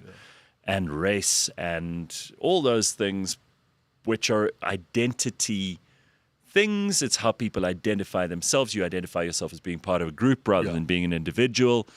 And Marxism, like a fucking virus, climbed in there and metastasized and mutated into something else. Absolutely right. And that's what we are being taught. Yeah. Or what is being taught to our children at schools in South Africa. Yeah, so I saw this coming up the universities 2007 to 2011. It was a university grade course then. Rhodes and the kids were then quite clearly indoctrinated into it. If you look at some of the young activists in 2015, they were just parroting, Derrida. Why do you think it found such fertile ground in their minds? What was going on with students in South Africa? These are people, by the way, I mean, a tiny percentage of South Africans get to go to university. Yeah. An even tinier percentage of those get to study things like philosophy and various ideologies and the humanities subjects, because most people go to university to get a qualification so they can get a job. Yeah. But a very small smattering of herbs on the top, those people tend to study the more numinous stuff. Yeah, sure. And that's where all of this comes in. Now, how does Marxist identity politics, critical race theory, how does it find such fertile ground in the minds of supposedly the cleverest people?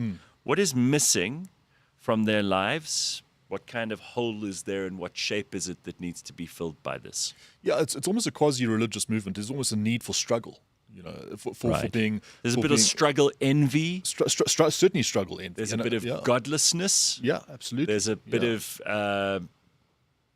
New Age narcissism. Narcissism. I think that's a good three-headed beast. Yeah. To need.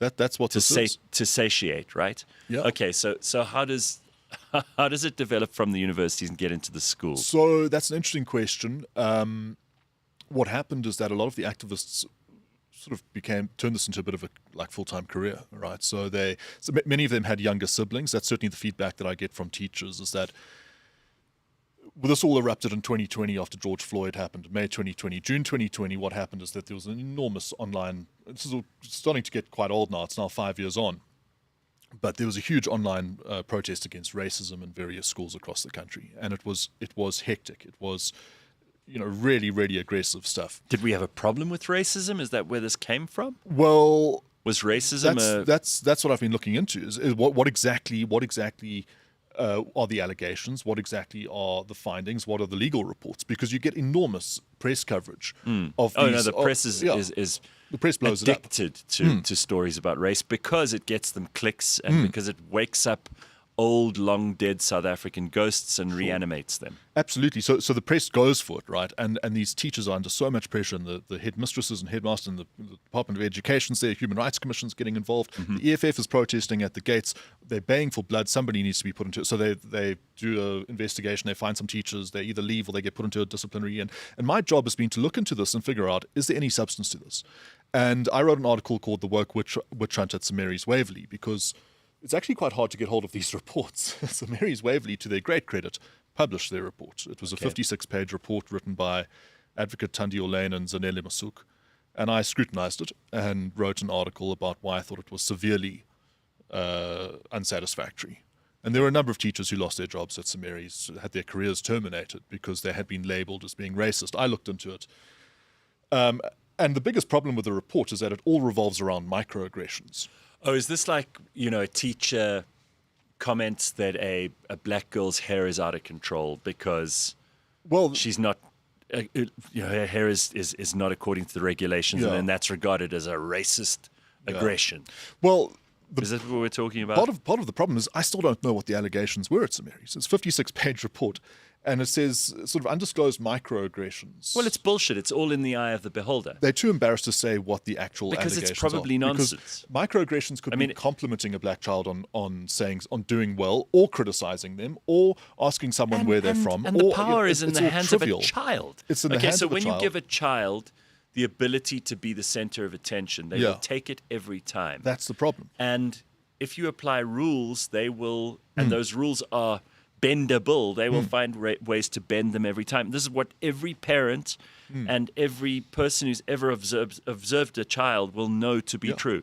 That if you allow them to be the arbiter of good, bad, right, wrong, I'm hurt or I'm offended or I'm complimented, they will choose whichever one gets them the most attention. So you should never allow kids at school to be this kind of power. Yeah. So what happened at a lot of schools is that there was an enormous amount of activism and controversy, protesting, and all sorts of stuff. And then very quietly after researching, or after investigating these schools for months, they had released a report which would be sort of on page 7 of the newsletter saying, St. Cynthians College, for example, my former school, they put out a newsletter saying that, we investigated all the allegations and the findings of the law firm was that no further action needed to be taken in respect to this matter. So in other words, nothing happened. Well, nothing. I mean, a number of teachers left because they were so traumatized by it all. But, yeah, sure. You can't actually identify anything. Similar outcome at St. Anne's College in KwaZulu-Natal, as far as I can tell. I said, did anyone get fired? What happened? And why are they targeting, and why is it always the best schools in the country that are in the firing line and in the headlines about this stuff? Why is it not shitty little schools that none of us have ever heard of? Because this is an obsession of the elite. Franz Cronje, I think someone who you've interviewed before and someone you have a lot of mutual respect. I think he's probably the best analyst in South Africa. I think he has a better finger on the pulse of what's actually going on in this country than almost anyone else I've ever met. Absolutely. And he does quantitative and qualitative research into South African opinions. And France has been saying for many years that the bulk of South Africa's population is very moderate, actually sometimes quite fiercely conservative, not radical, not radicalized. And that's his big contribution. And that's why a party like the EFF struggles to get into double figures. And most South Africans are actually just pretty moderate and are not filled with, But the reason I asked you why it's happening at all these elite schools, I mean, you think about the kinds of things parents have to do to get their kids into those schools, to be able to pay for their kids to get a good education in these schools. And then there are all these political distractions which take their eye off the ball. You should not, if you're paying an absolute fortune to go to one of the best schools in South Africa, have to worry about your kid being indoctrinated with critical race theory or becoming an activist part-time at school, or to be in the firing line of someone else who's an activist and who's there to sharpen a cudgel which you are wholly unprepared for as a parent to defend your child from. This is not stuff that a teacher wants to get into teaching for, particularly if you've worked a long and successful career as a teacher, educating many brilliant, bright young minds. You get to a point where your CV is such that you are offered a job at one of the best schools, and you get there only to be pilloried by some smart-mouthed kid who's been indoctrinated by nonsense from Robin DiAngelo. What happens is they have older siblings who've been indoctrinated at the university, and that's how it gets into the schools. The older siblings sort of go to the younger siblings and, impart their... They must get a job. They must get a job. And some of them have got jobs as diversity consultants, and then they come into the schools. Okay, we'll get to that in a minute. Sure. But talk about the schools. France's big thing is to say that the bulk of South Africa's population is moderate. My big contribution is to say that whilst the bulk of the population is moderate, South Africa's elites are nuts. Are elites in South Africa. What do you mean by I think there are four professions, and I've sort of moved variously between the four. The one is academia. Right. University professors. They are radical. I've written about how the education faculty at Nelson Mandela University is indoctrinating trainee teachers into critical race theory. It's now a major part of when you go study to be a teacher. So you got to sort of study Marcuse, and you got to study... This is not out of step with what's happening in America, It's where academia is completely rotten to the core with leftist, Marxist bullshit. Absolutely. The next profession is your profession of broadcasting and media and journalism. Radical, all right? These journalists who are standing outside Pretoria Girls baying for blood, they're not there in an objective, neutral manner. No, they are they're there, not reporters. they are loving it, they're enjoying it. The guy who I think caused more damage than anybody else is no longer with us, Eusebius Makaza. He would sit on 702 I get a radio. reminder every week that he's dead. Yeah. On my phone. Yeah, I mean, the damage he caused to these teachers in 2020 is just off the charts. So you've got academia, journalism, law, and politics. The lawyers are radical and the politicians are radical. And these four professions sort of are self-referential. So you'll have journalists creating a controversy, lawyers coming in to investigate. The lawyers find a problem based on critical race theory. They then recommend diversity consultants who come in. The diversity consultants come in. They indoctrinate the kids some more. And then you have more controversy. And so it's a vicious circle. It's interesting, these diversity consultants. You would think that this is a fairly obvious thing. It's like being able to make something that tastes nice as opposed to something that tastes shit. If you add a little salt or pepper, it usually spices up the dish in the right way. Diversity is not a complicated subject. Sure. And in most places, we know what it is. It's actually just code for not white and not male. Am I wrong? Well, it's Marxism. And, but it's when Marxism people pushed talk along. about diversity in America, for example, they mean anything that's not white and not male. It's a difficult thing to counter because the packaging is so good. And I mean, who would be opposed to diversity? Who's Sure, it opposed sounds to like a equity, good thing. inclusion? So you're you saying want- you're opposed to diversity? You're opposed to inclusion? Of course not. You want an option of a menu that's as broad as possible in every kind of profession, every kind of part of society, sure. I visited St Mary's Waverley. It is a diverse, happy school. And I walk in there and girls sitting on the lawn, black and white, very happily playing with each other. Most people in are society fine. carrying on that way. The kids are fine. You go to St John's College. I had someone at St John's College sent me photos of their grandkid's birthday, which is just a wonder. It is exactly what you'd want from South Africa. Pretoria Girls is a school that is 80% black, 13% white, 7% brown. And the kids get along fine. I mean, that pretty much represents the demographics of South Africa to a T. It's wonderful. Nobody has a problem with any of that. What then happens is that people pretend that there is division and problems in an environment, and they then send in the diversity consultants who then legitimize and validate what's going on, and they radicalize people. And they leave in their wake a school that is divided, that was never divided before. And they've done the same thing in corporates across America. And they get paid a lot of money for this. Yeah, and I've written about how sometimes there can be a bit of an ethical concern about this, where on the one hand they're sort of hyping up the allegations and then also offering a sort of media management consulting. So they command you to be sick, and they command you to be healthy, but they make you sick. Yeah, and then they offer the cure. It's like someone turning up to a perfectly healthy person saying, "You have cancer. We're putting you on chemotherapy." And we're going to charge you for it. And I can provide the chemotherapy. And I'm the one who's telling you you're on. Yeah, you have cancer. These are unnecessary parasites. Unnecessary parasites.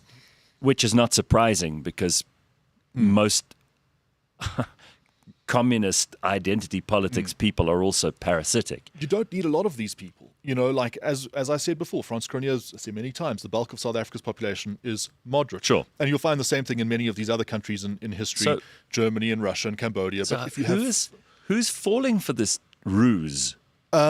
I don't know if anyone's falling for it, but someone's media. paying these stupid diversity consultants. I mean, I mentioned Robin DiAngelo just now. You told me that she's been to South Africa. She's been to South Africa. Yeah. She's been grifting here in our backyard. She turned up to several universities in, can't remember the precise year, I think it was 2020, and trained the diversity consultants who then went into the schools. This is the woman who wrote White Fragility. White Fragility, Nice Racism. She's been a mainstay on the circuit in left-wing American circles for a while, much praised by the intellectual classes, but completely humiliated by a recent outing on Matt Walsh's Am I Racist, where he made a complete mockery of her and revealed that she pretty much is willing to appear anywhere and say anything, provided the fee is right.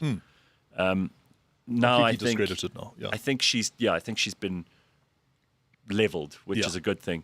But it took a long time and it took a lot of effort. And people like this are still out there grifting. There are lots of them Here in South Africa, there are whole companies of people who are selling this bullshit. Absolutely. Now, I've written, how many? 27, 28 of these articles. I've got another 20 to go.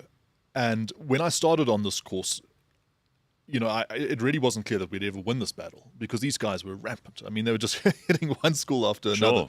And you're asking who falls for it. What happens is that they bully the school into like, so we're sort of horrified by these allegations. We will take them very seriously. And then they bully them into an apology. And as soon as you give an apology, that's an acknowledgement of wrongfulness.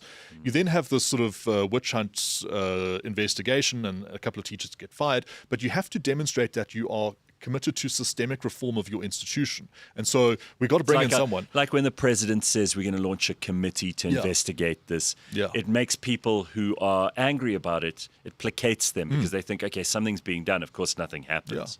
And then the consultants come in, and it's really quite horrifying. In some of these schools, they held no adults sort of meetings with a grade of girls, and they're incredibly emotionally manipulative. It always seems to be the girls' school more than the boys' schools.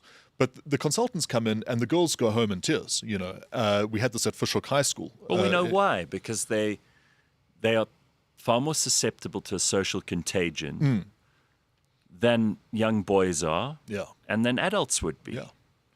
So Jordan Peterson's fertile ground again. Spoken about it. I'm not qualified to give you the sort of the exact explanation for it, but these consultants come into the schools, they divide the staff room, they radicalize the kids.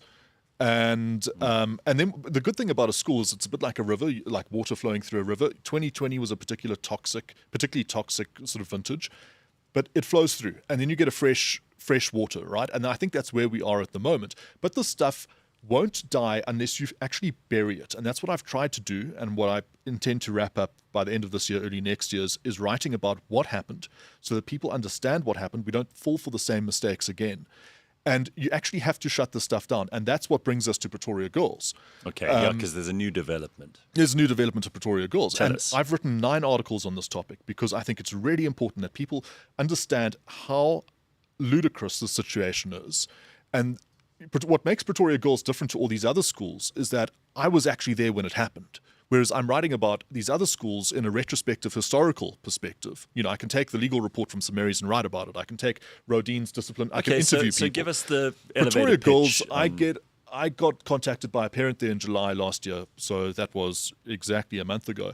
And his daughter had been suspended. I went through to Pretoria. There were 12 girls who had been suspended. I looked at the WhatsApp conversation. There was nothing there that was remotely racist. The girls were were in a WhatsApp group, and the one girl complained because she got into a fight. Well, not into a fight, but got into an argument with a black girl at the school to do with the application of uniform rules. The black girl had said that the uniform rules are not applied evenly between the races.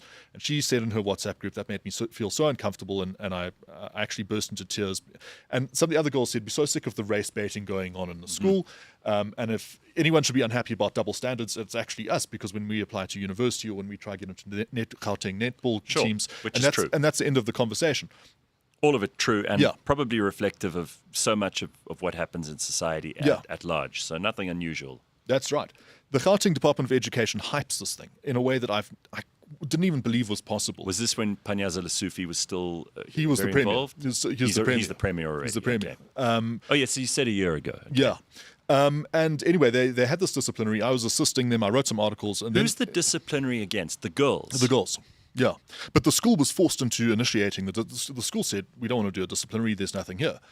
And the department said, you will do a disciplinary. So anyway, they then have this disciplinary media circus. They couldn't even have it at the school because of safety concerns, because the EFF was at the gates chanting "Kill the Boer, kill the farmer" with a bunch of other schoolgirls who were singing "Kill the Boer, kill the farmer" at the gates of the school. So they had to move it to a hotel somewhere else in Pretoria. The press were baying for blood. They were found not guilty.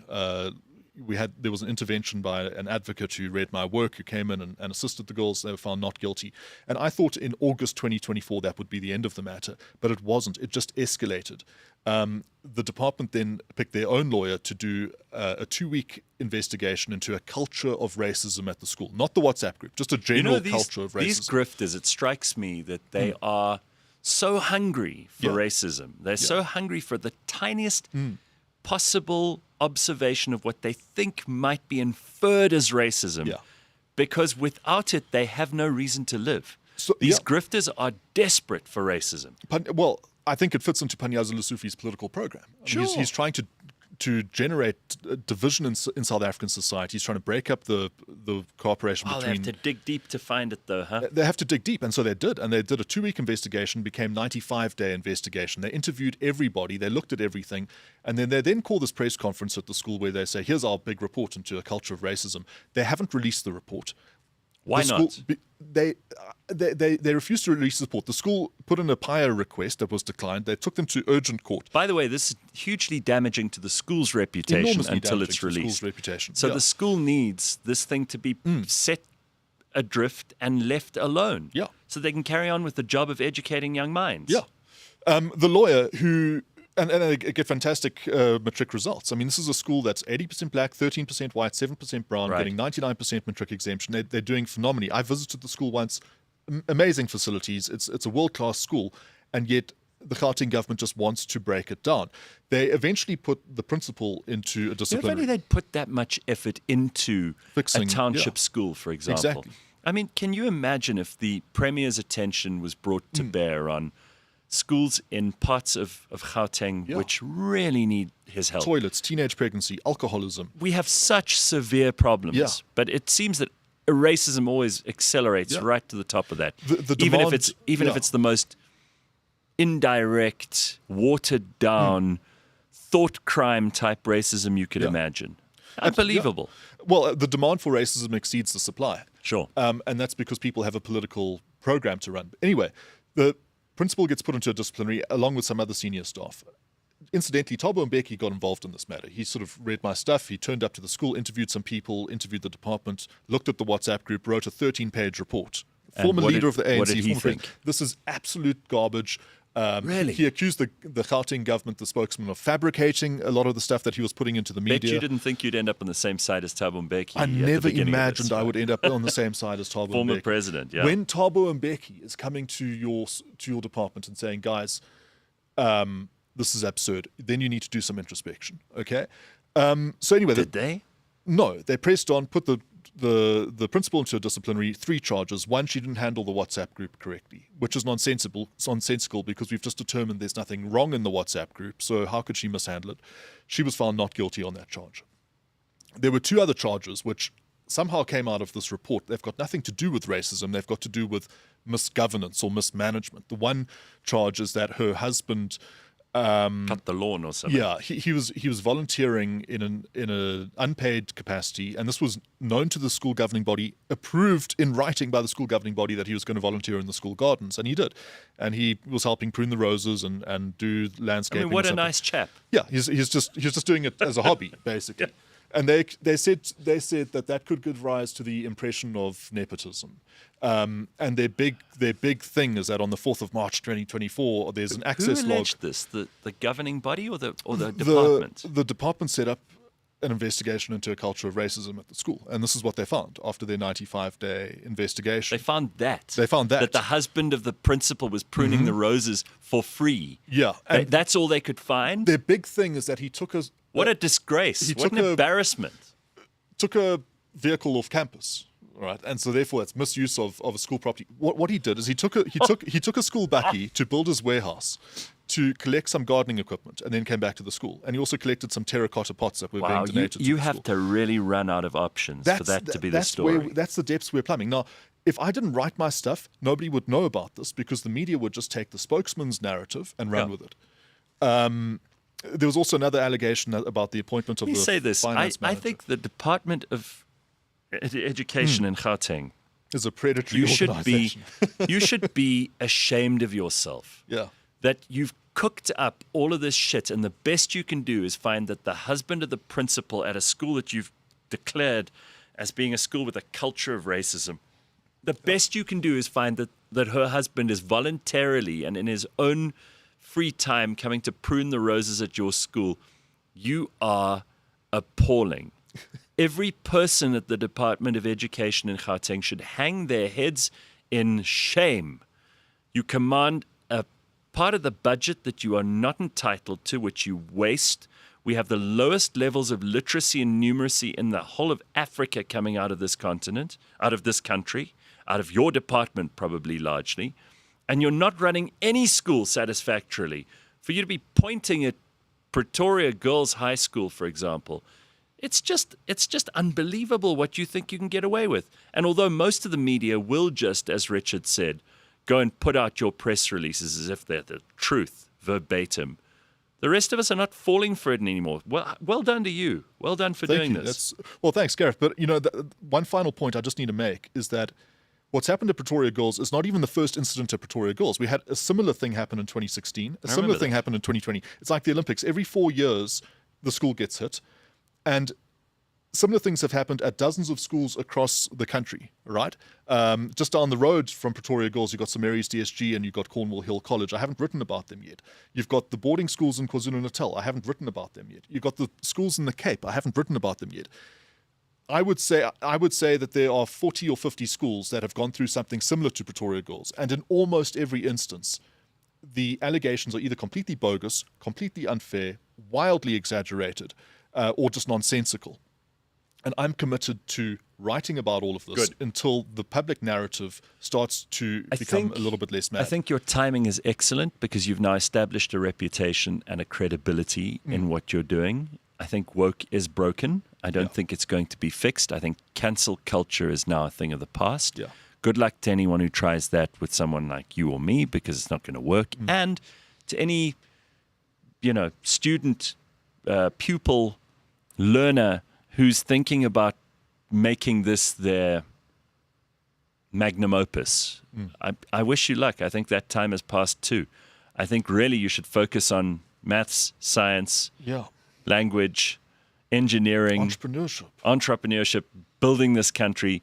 The days of becoming grifters like those people who've been paid hundreds of thousands of rands to come into South African schools and make them worse, those days are over. I hope so. Well, keep up your good work. I know that we managed to get you at the last minute because you have a day job. You have actual work to do. Yeah. So thank you for coming to see us this morning. And I hope we'll see you again soon. Keep writing your great articles. Where can people find out more? Schoolcapture.com and my Twitter profile. Schoolcapture.com. Yeah, with a little dash between school and capture. And thank you for what you've done. You're one of the few shining lights in South African media, and it's great to see your growth and success because when there's a desert of quality content out there, when people and come across your Eusebius is stuff. still dead, which is great. Yeah, All right. I'm doing his damage. Yeah, well, keep doing that good work. All right, thanks everybody. That's all we got time for this Friday. Have an awesome weekend, and we will see you next week, Monday, 6 a.m., bright and early. Ciao.